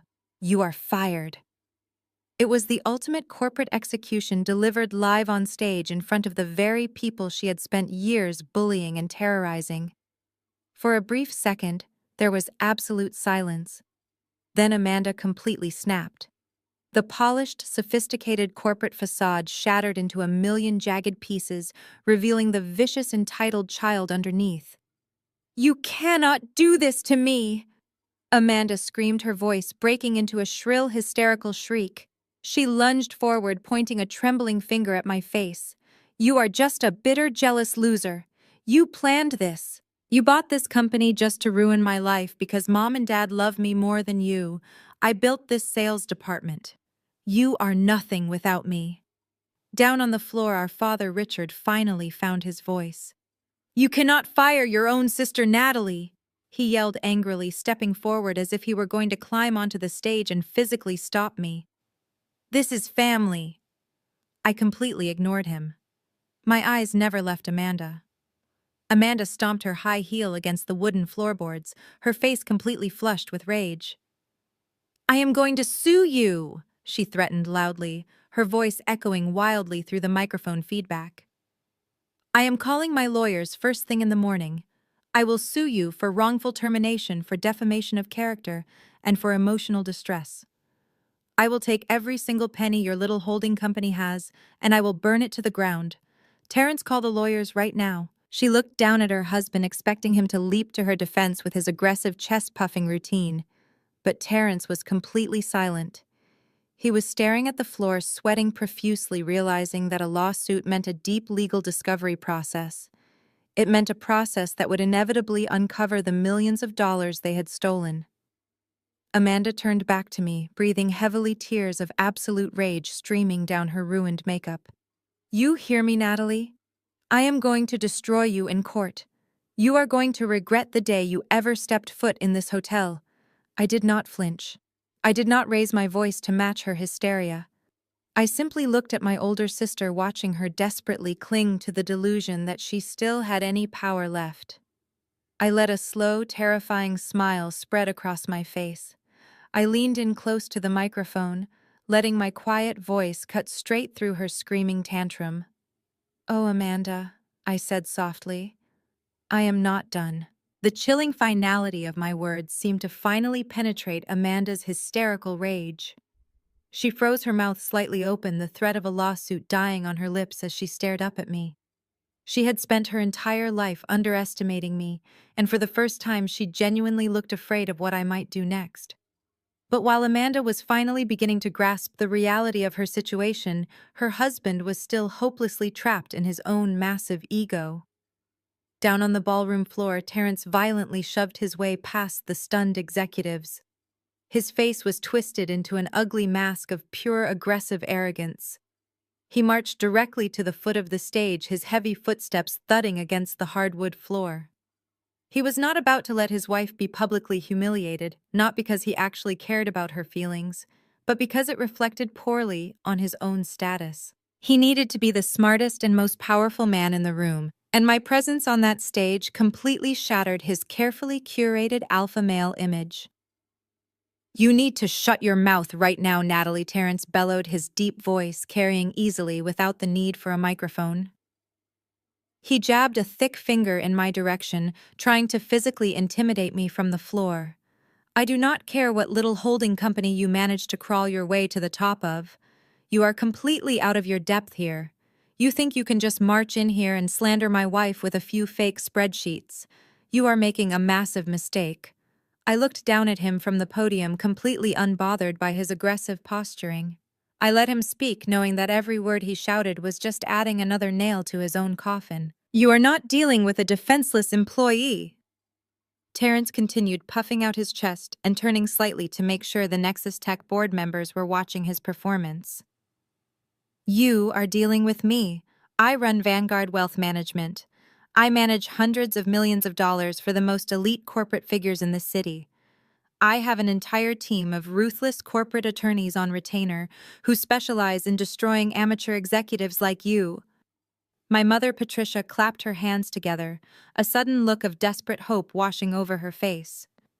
Yes, Terrence, my mother cheered from the second row, her voice trembling but defiant. Tell her. You show her she cannot treat her family this way. My father, Richard, nodded firmly, crossing his arms and glaring at me as if Terrence was a knight in shining armor coming to save them from a monster. They were so desperate to maintain the illusion of their perfect family that they eagerly backed a man who was aggressively screaming at their own daughter in front of 500 people. Terrence fed on their validation. His chest swelled even larger. He placed his hands on his hips and glared up at me with absolute contempt. My lawyers are going to tear Apex Holdings apart piece by piece, he threatened, his voice dripping with venom. We are going to sue you for defamation, corporate sabotage, and targeted harassment. By the time we are done with you in federal court, you will be begging us for that $20 bill I offered you in the lobby. You will be completely bankrupt and living on the streets where you belong. Now step down from that podium and apologize to my wife before I make a phone call and end your pathetic career.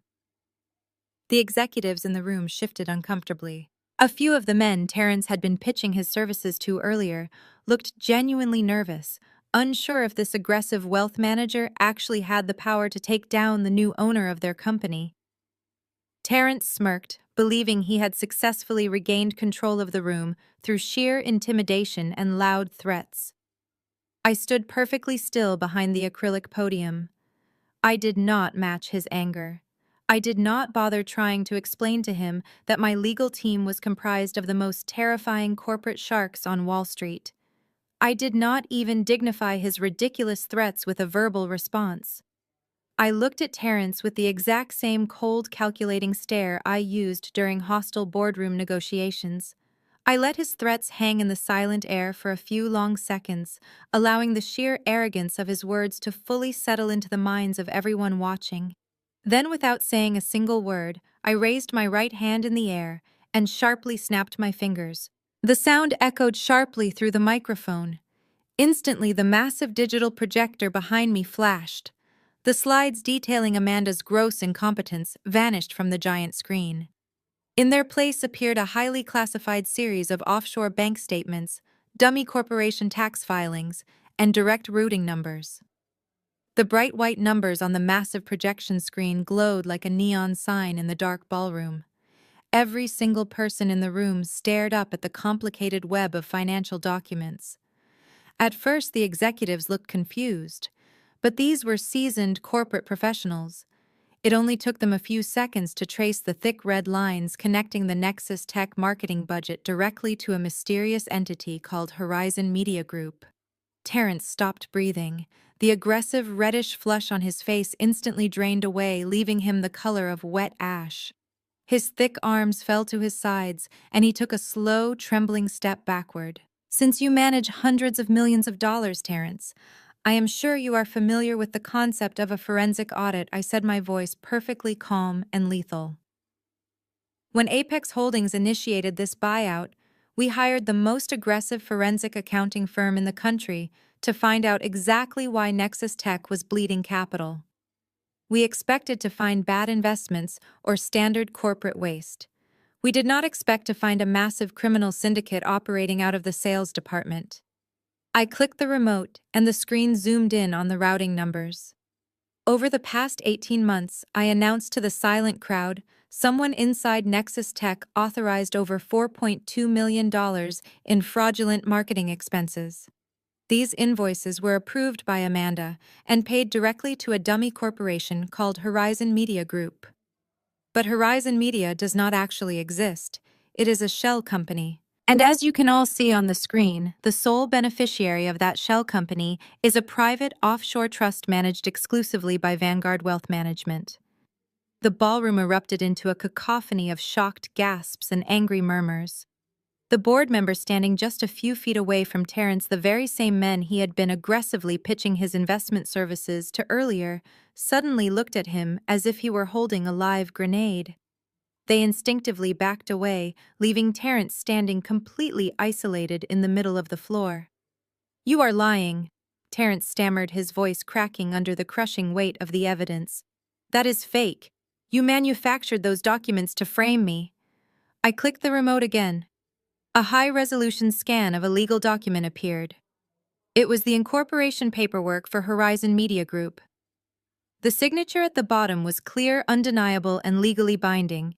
It was Terrence's signature. "You stole $4.2 million from the very people standing in this room," I continued, my voice rising above the angry whispers of the crowd. "You used their stolen salaries and severed benefits to fund your Vanguard portfolio. You used their money to buy your luxury cars, your tailored suits, and your massive new house in the suburbs.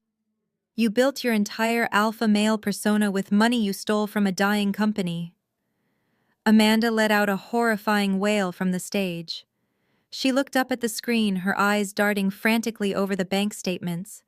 Even in her deep delusion, she understood what this meant. This was not just getting fired. This was federal prison.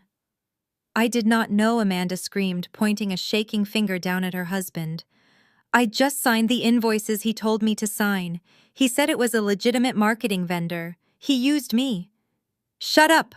Amanda Terrence roared, his sophisticated mask completely gone, revealing a terrified, cornered criminal. "You knew exactly where the money was coming from. You loved spending it just as much as I did." The perfect corporate power couple was turning on each other like starved wolves. The executives around them watched in absolute disgust. My mother Patricia clutched her chest, her breathing turning rapid and shallow. She finally understood that the massive suburban mortgage she and Richard had proudly co-signed was tied directly to a federal crime. They had legally bound their retirement funds to a house bought with stolen money. Richard staggered, leaning against a chair for physical support as the magnitude of their financial ruin settled over him. "You threatened to call your lawyers, Terrence," I reminded him, looking down from the podium with a cold, satisfied smile. "I highly suggest you do that, because corporate sabotage is a civil matter, but crossing state lines to launder $4 million is a federal crime. The statute for wire fraud carries a 20-year maximum sentence." Terrence looked up at me, his eyes wide with pure animal panic. He looked at the massive screen displaying his undeniable guilt. He looked at the angry corporate executives surrounding him, blocking him in. He realized in that exact moment that his life was completely over. His wealth, his status, his freedom, everything he valued was gone. The instinct to survive finally overrode his fragile ego. Terrence did not try to argue anymore. He did not look at Amanda crying on the stage or my parents who were staring at him in horrified silence. Terrence spun around and bolted. He shoved a waiter out of his way, sending a tray of champagne glasses crashing to the floor, and sprinted desperately toward the grand double doors at the back of the ballroom. He reached the exit and grabbed the heavy brass handles, pulling them with all his massive strength to escape into the lobby. But the doors did not budge. They were locked from the outside. Terrence yanked violently on the heavy brass handles of the ballroom doors, the frantic, rattling metal echoing sharply across the silent room. He threw his massive shoulder against the thick wood, grunting like a trapped animal, but the doors remained completely sealed. The general manager had anticipated this exact scenario. The Waldorf Astoria security team had quietly locked the perimeter the moment I stepped onto the stage. There was absolutely no escape. "You cannot outrun a paper trail, Terrence," I said calmly into the microphone, my voice cutting through his pathetic attempts to break the doors down. "And you certainly cannot outrun the federal government." Terrence slowly turned around, pressing his back against the locked doors. He looked at the hundreds of corporate executives staring at him with undisguised contempt. He was completely trapped in a room full of the very people he had been actively robbing for over a year. I turned my attention away from my brother-in-law and looked down at my parents sitting in the second row. They were staring at Terence with wide, uncomprehending eyes. The perfect wealthy son-in-law they had constantly compared me to was currently sweating through his designer suit, acting like a common fugitive. But their horror was about to become deeply personal. I raised my hand and clicked the presentation remote one more time. The massive projection screen shifted from Terence's offshore trust accounts to a series of highly detailed domestic loan agreements, property deeds, and retirement portfolio ledgers. When you launder $4 million of stolen corporate funds, you cannot just deposit it directly into a bank, I explained to the captivated audience, adopting the educational tone of a university professor.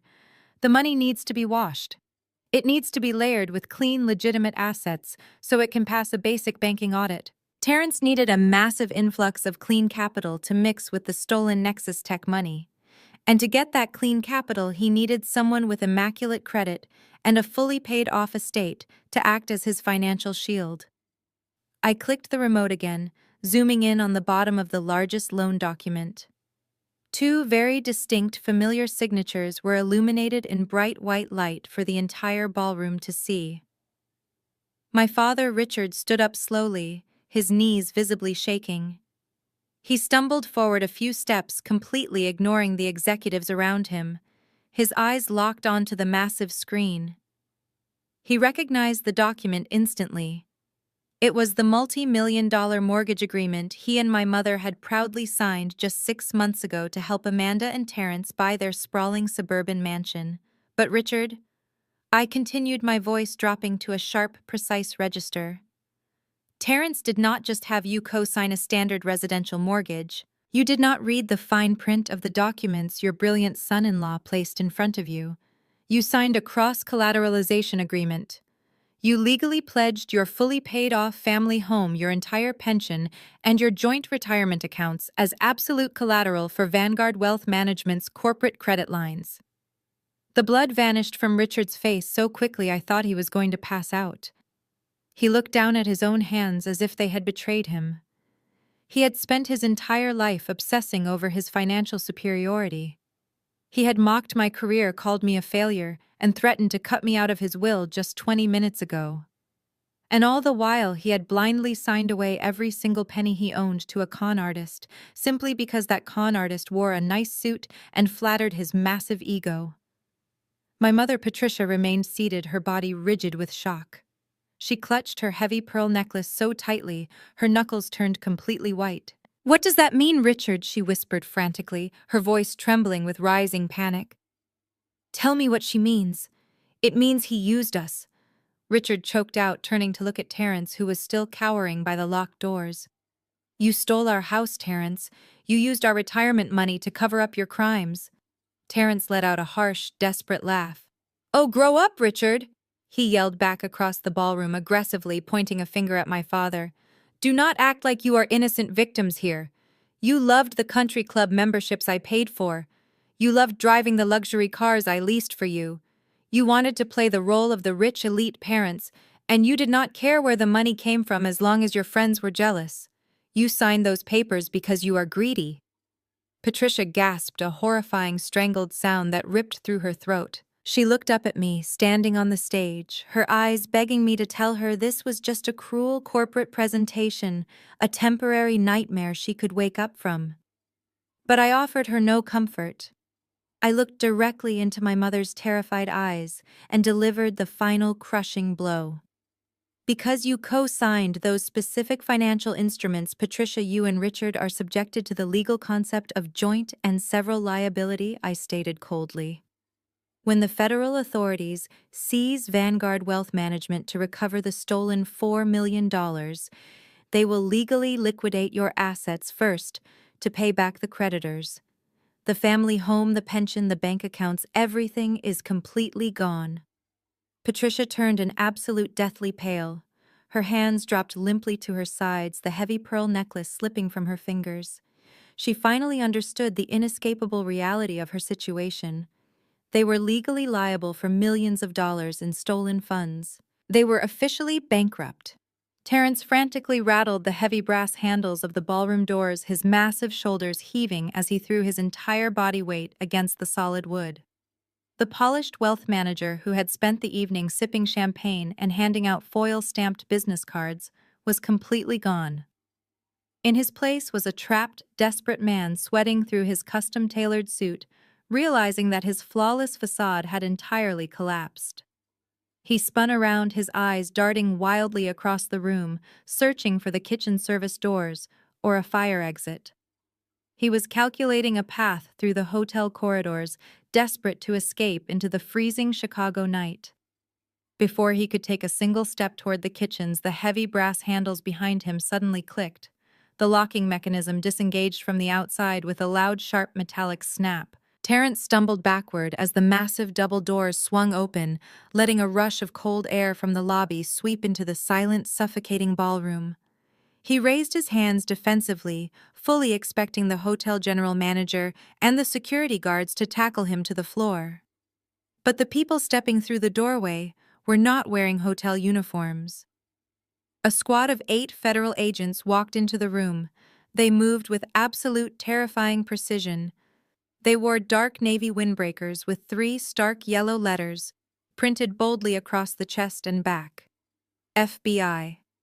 A collective terrified gasp rippled through the hundreds of corporate executives.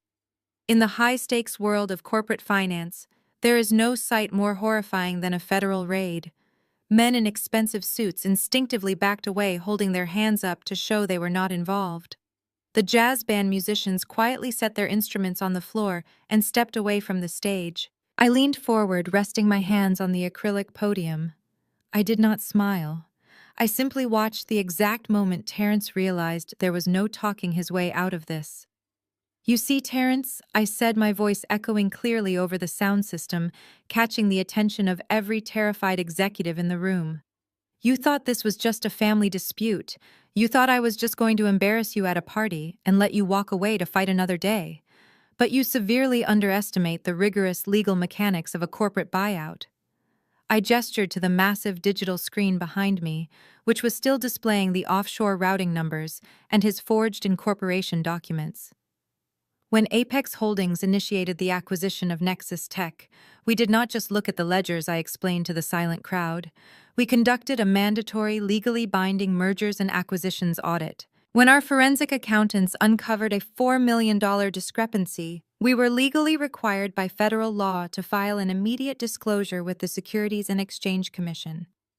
And the moment we proved that you used wire transfers to move those stolen funds across state lines into an offshore account, the SEC automatically handed the file over to the Department of Justice.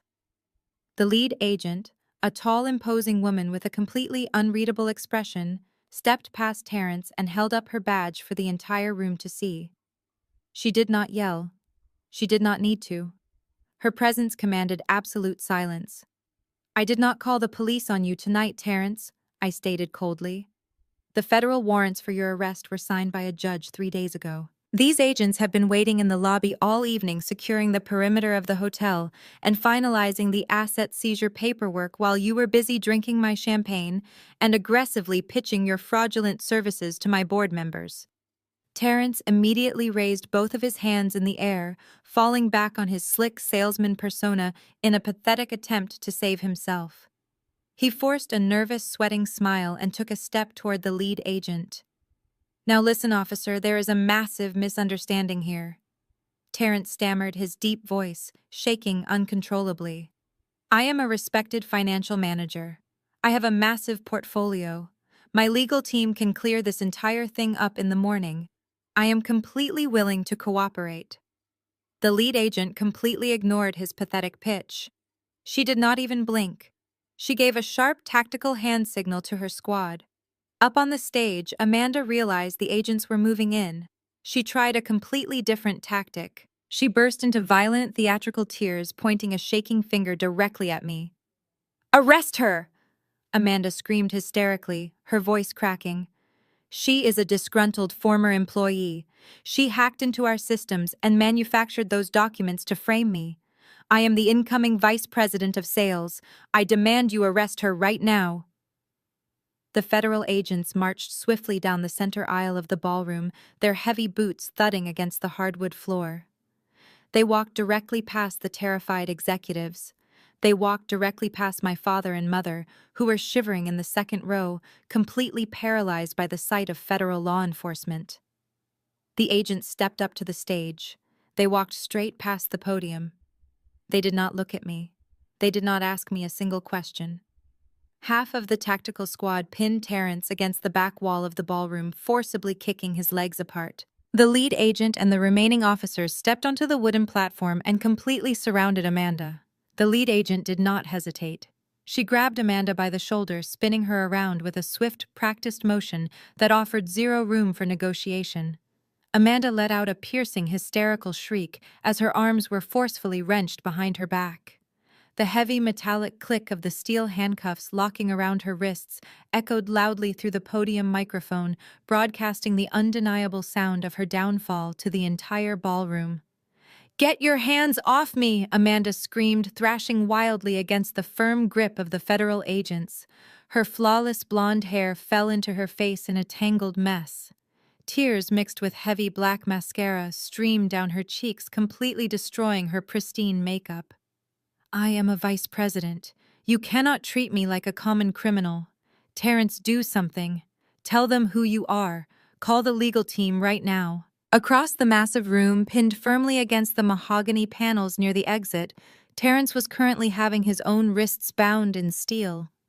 He heard his wife screaming his name, begging him to play the role of the powerful savior he had pretended to be all night. But there was no legal team coming to save them. And Terrence, driven by the absolute cowardice that always hides beneath extreme arrogance, made his final desperate play. He threw his wife directly into the fire. "Tell them what Amanda." Terrence roared across the ballroom, his voice cracking with panic and raw fury. "That you forced me to do this." He turned his head aggressively toward the agent holding him down. "Listen to me, officer. I am cooperating. She is the one with the senior security clearance. She authorized every single fraudulent invoice. I just managed the accounts she gave me. She threatened to leave me if I did not buy her that massive house and those European vacations. She is a parasite. She manipulated me to fund her ridiculous lifestyle." Amanda stopped thrashing. The sheer shock of her husband's vicious betrayal hit her harder than the cold steel around her wrists. She stared across the room at the man she had proudly flaunted to our family, the man she had used to humiliate me for years. The perfect, wealthy power couple shattered into a million irreparable pieces in front of 500 corporate witnesses. "You miserable coward!" Amanda shrieked, her voice tearing her throat as she lunged toward the edge of the stage, only to be yanked back by the agents. "You set up the shell company. You told me the offshore accounts were completely untraceable. You wanted to play the big-shot wealth manager because you were actually a broke failure. You used my corporate access to steal that money. You ruined my life." They viciously tore each other apart, screaming confessions and trading horrific insults, unknowingly providing the federal agents with enough verbal evidence to secure convictions for both of them. The executives in the crowd watched in absolute revulsion. They were witnessing the brutal, ugly truth of people who worshipped money above all else. When the money vanished, the loyalty evaporated instantly. "You have the right to remain silent," the lead agent stated in a loud, monotone voice, completely talking over Amanda's hysterical sobbing as she began reading the Miranda rights. "Anything you say can and will be used against you in a court of law." The agents did not wait for the screaming match to end. They forcibly marched Amanda down the wooden stairs of the stage. Across the room, Terrence was dragged away from the wall. The two of them were hauled out through the heavy double doors, their curses and accusations fading into the hotel lobby, leaving behind a chilling silence in the ballroom. I stood at the podium watching the heavy doors swing shut. The toxic rot had finally been excised, but the collateral damage was still sitting right in front of me. I looked down at the second row. My mother and father were trembling violently. The illusion of their golden child was completely dead. Their massive suburban home, their pension, and their comfortable retirement were all legally gone seized by the federal government to pay for Amanda and Terrence's crimes. They had nothing left. Absolutely nothing. Except for the daughter they had spent 33 years treating like garbage. Patricia let out a desperate guttural sob. She scrambled out of her chair, her expensive velvet gown dragging across the floor. Richard followed right behind her, his face pale and covered in a cold sweat. They stumbled blindly through the crowd of disgusted executives rushing directly to the foot of the stage. Patricia collapsed her knees, slamming hard against the wooden floorboards as she threw her hands out, begging at my feet. Patricia's knees hit the floorboards with a heavy thud. Her manicured hands reached out her trembling fingers, desperately gripping the hem of my simple black wool coat. The luxurious dark velvet of her designer gown pooled around her on the polished wood, completely ruined, but she did not care. The woman who had spent her entire life obsessing over appearances, who would rather die than be seen wearing last season's shoes, was now openly sobbing on the floor in front of 500 strangers. "Natalie, please." Patricia wailed, her voice a ragged, unrecognizable screech.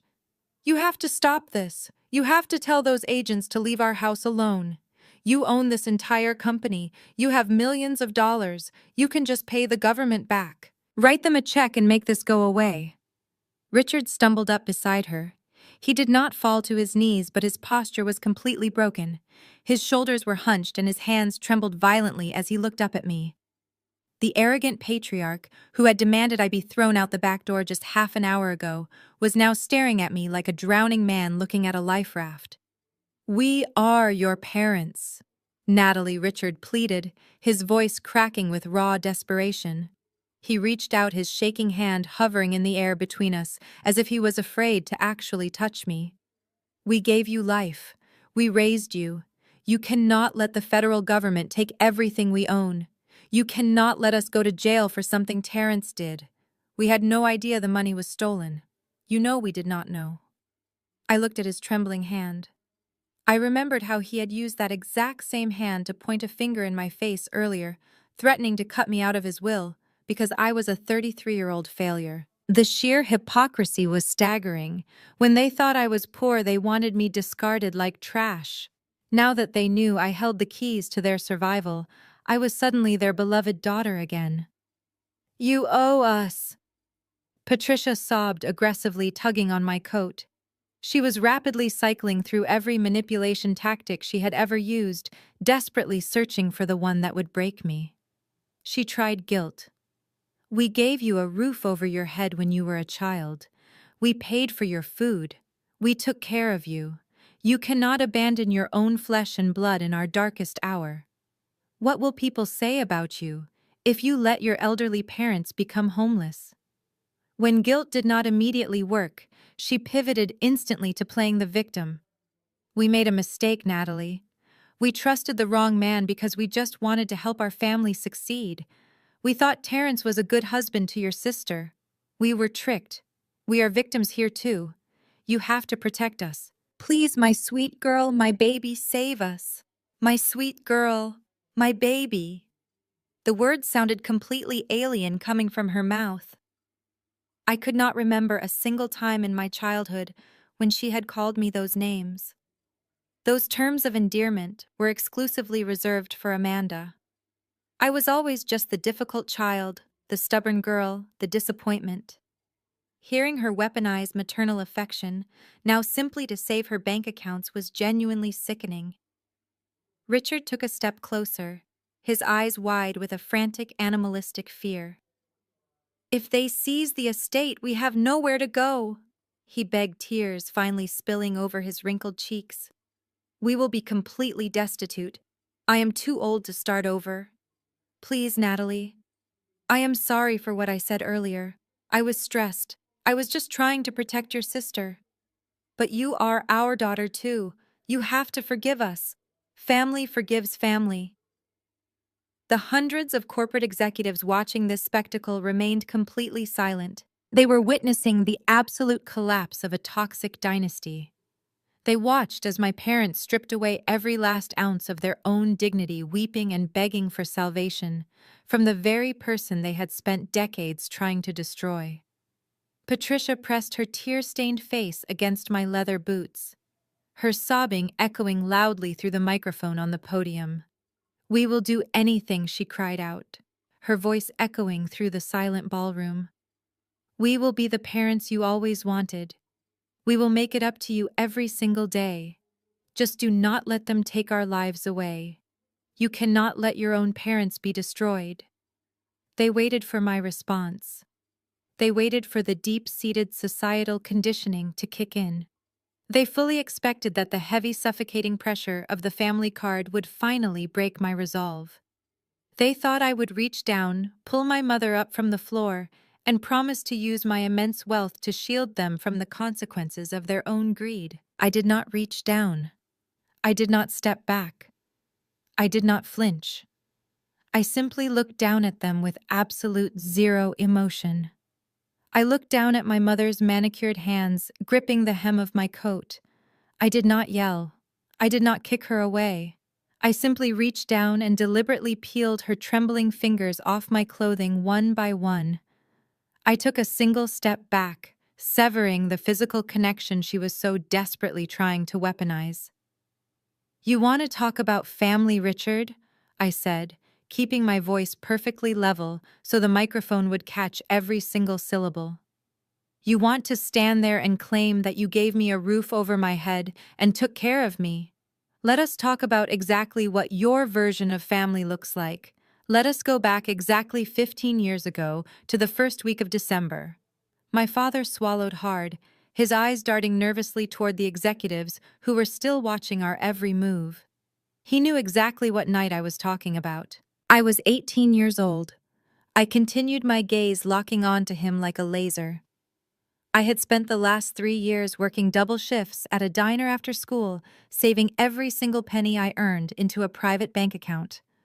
I had saved exactly $14,000 to pay for my first year of college tuition.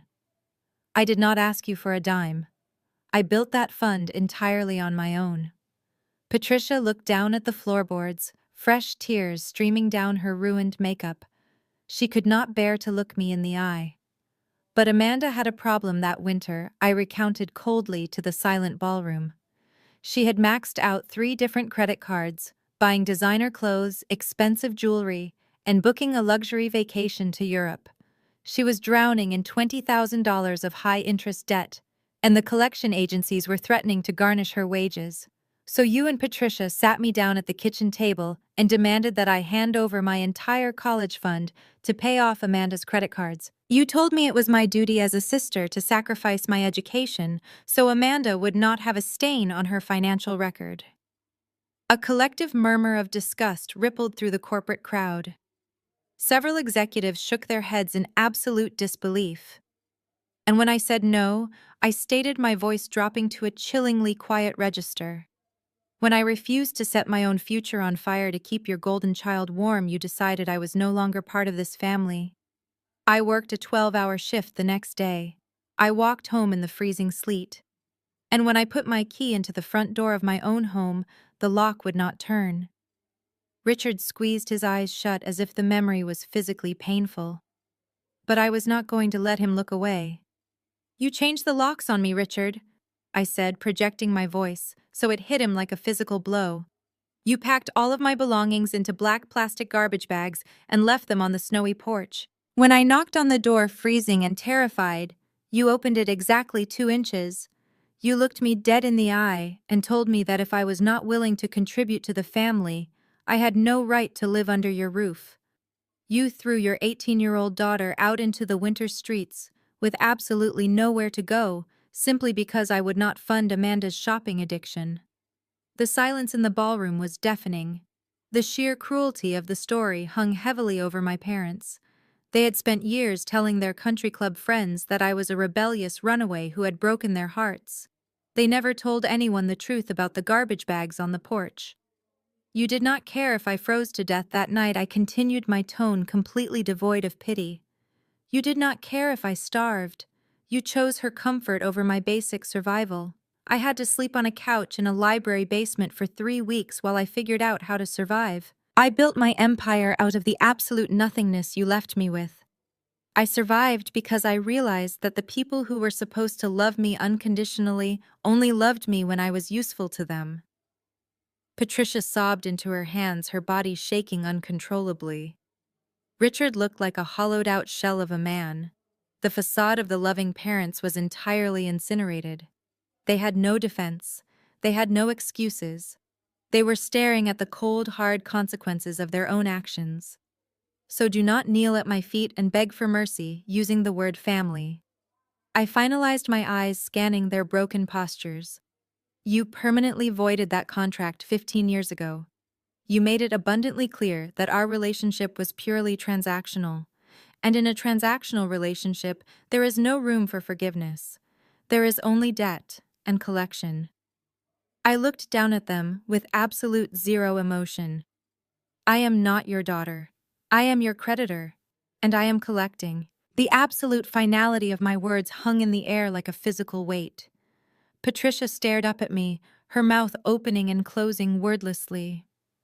The fake maternal warmth she had tried to weaponize just moments ago completely vanished from her eyes, replaced by the cold, frantic realization of her own ruin.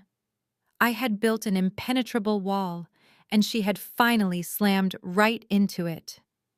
Narcissists are entirely incapable of accepting responsibility for their own destruction. When their primary manipulation tactic fails, their immediate instinct is to find a new target to absorb their rage. For decades, I had been that target. I was the designated scapegoat, the one they blamed for every imperfection in their lives. But I was no longer standing in the line of fire. I was standing behind bulletproof glass. So Patricia did the only thing she knew how to do. She turned her venom on the only person left in the room who was vulnerable. Patricia slowly pulled herself up from the floorboards, her ruined velvet dress hanging heavily around her frame. She did not look at me anymore. She turned her back to the podium and locked her eyes directly onto Amanda, who was still standing at the bottom of the stage stairs, her wrists securely locked in federal handcuffs. Amanda looked at our mother with wide, desperate eyes. "Mom, please, Amanda," whimpered, leaning forward against the grip of the federal agent holding her arm. "Tell them to let me go. Tell them Terrence forced me to do it. You have to help me." Patricia did not offer a comforting embrace. She did not speak a word of maternal reassurance. She marched directly up to her golden child, her face twisted into a mask of pure, unadulterated hatred. Before the federal agents could step between them, Patricia raised her hand and delivered a vicious, open-palmed slap directly across Amanda's face. The sharp crack of flesh against flesh echoed violently across the silent ballroom.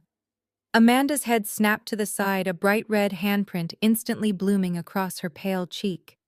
She let out a shocked gasp, completely stunned by the physical blow. The executives in the crowd physically recoiled, watching the perfect, wealthy family completely cannibalize itself. "You selfish, ungrateful little brat!" Patricia shrieked, her voice shaking with absolute fury. "You ruined us. We gave you absolutely everything.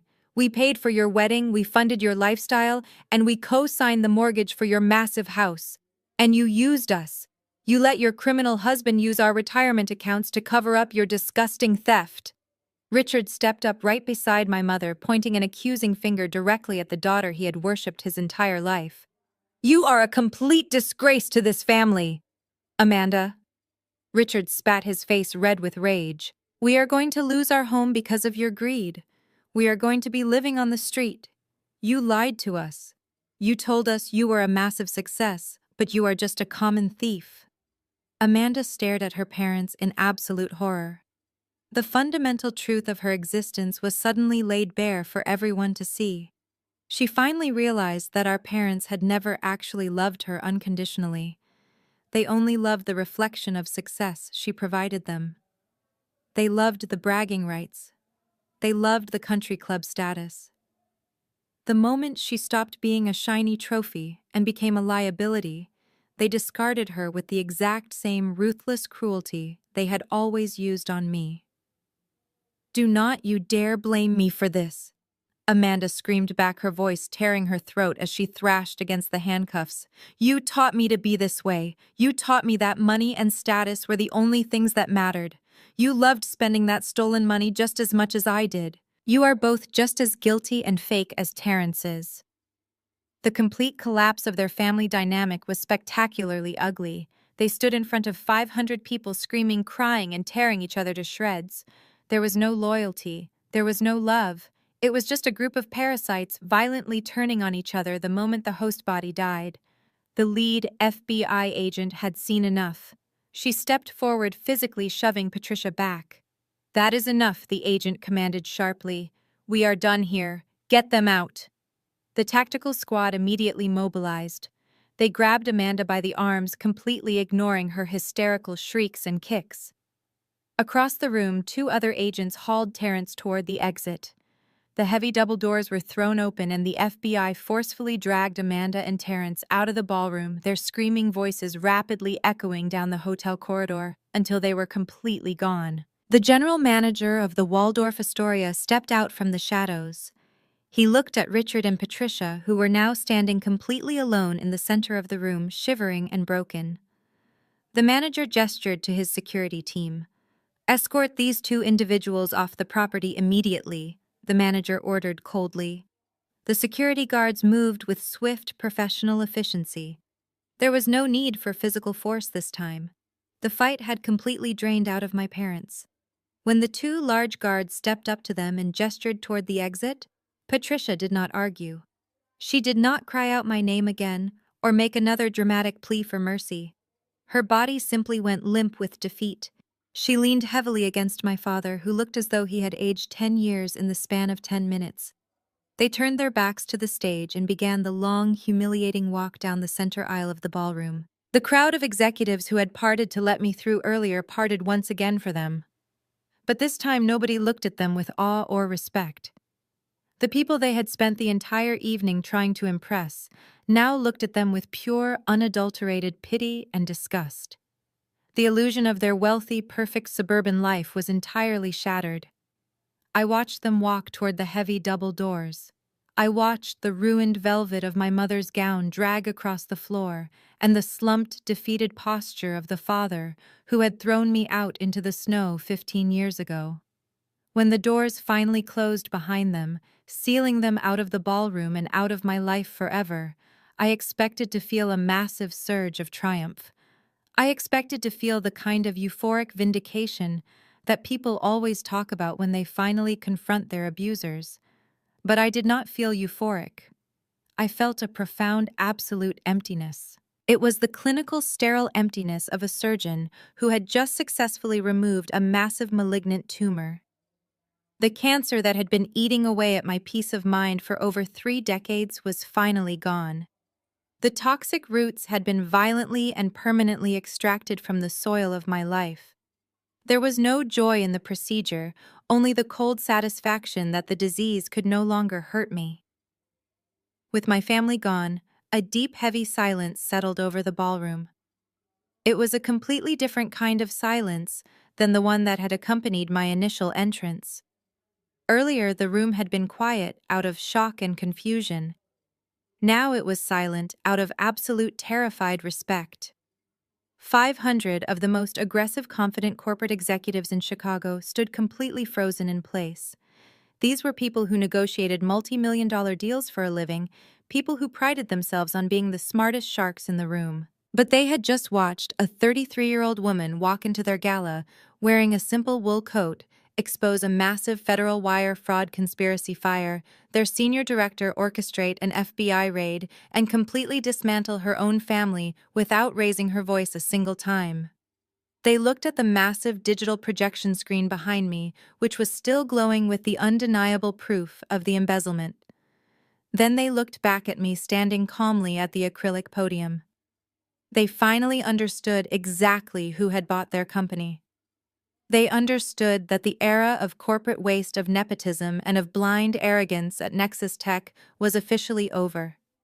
If the new chief executive officer was willing to hand her own flesh and blood over to the federal government for financial crimes, they knew she would show absolutely zero mercy to anyone else.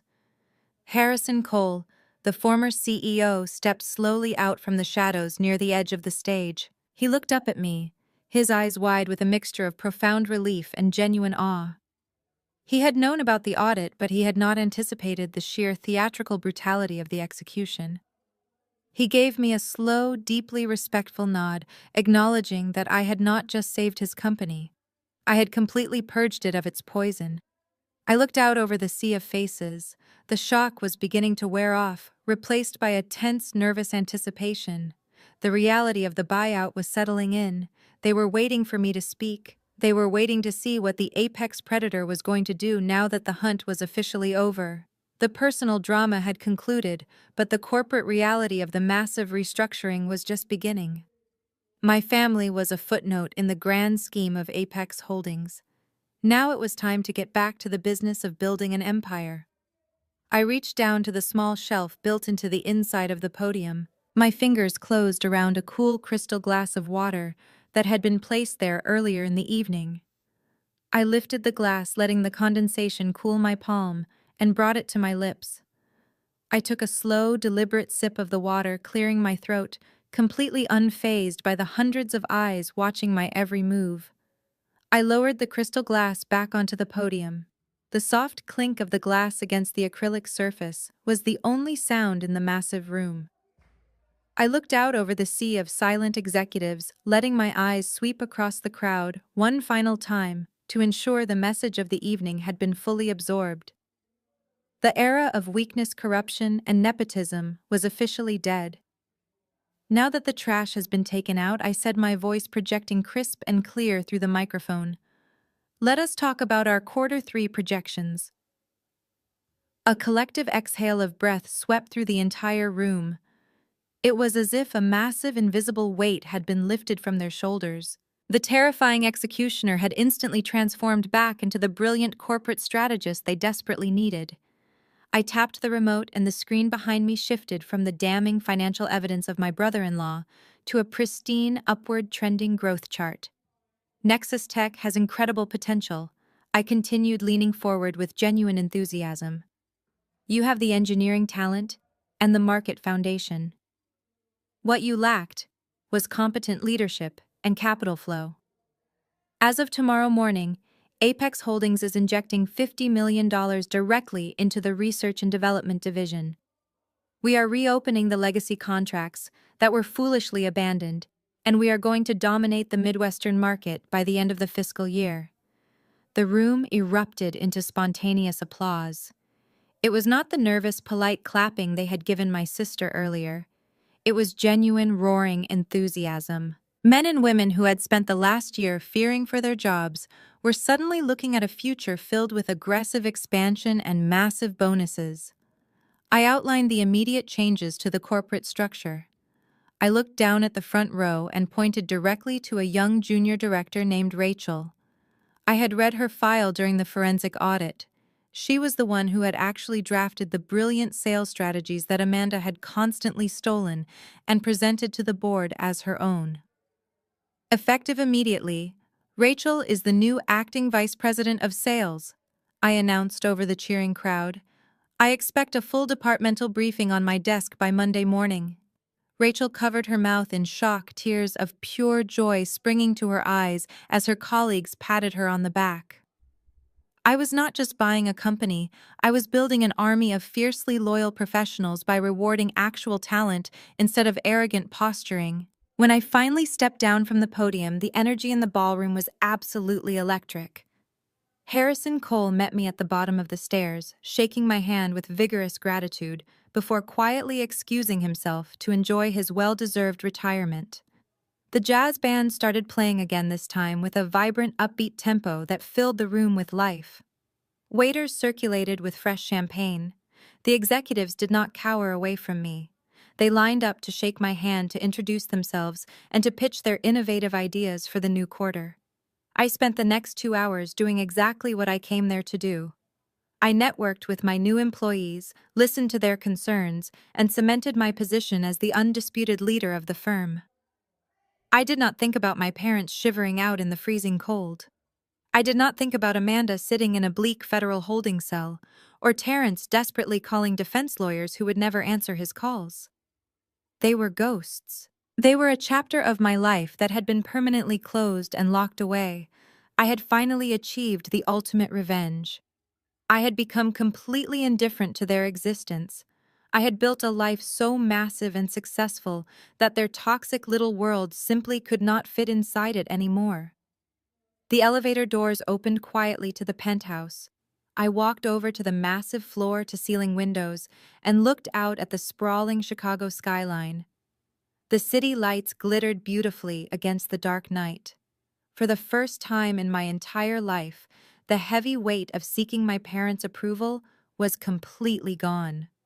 I was no longer trying to prove my worth to people who were committed to misunderstanding me. My worth was undeniable. It was built on my own resilience, my own intellect, and my own refusal to break under their pressure. I took a deep breath of the quiet, peaceful air. I did not see a victim. I did not see the terrified 18-year-old girl standing in the snow next to black plastic garbage bags. I saw a conqueror who had survived the worst her family had to offer and turned her scars into an empire. They say blood is thicker than water, but loyalty is thicker than blood.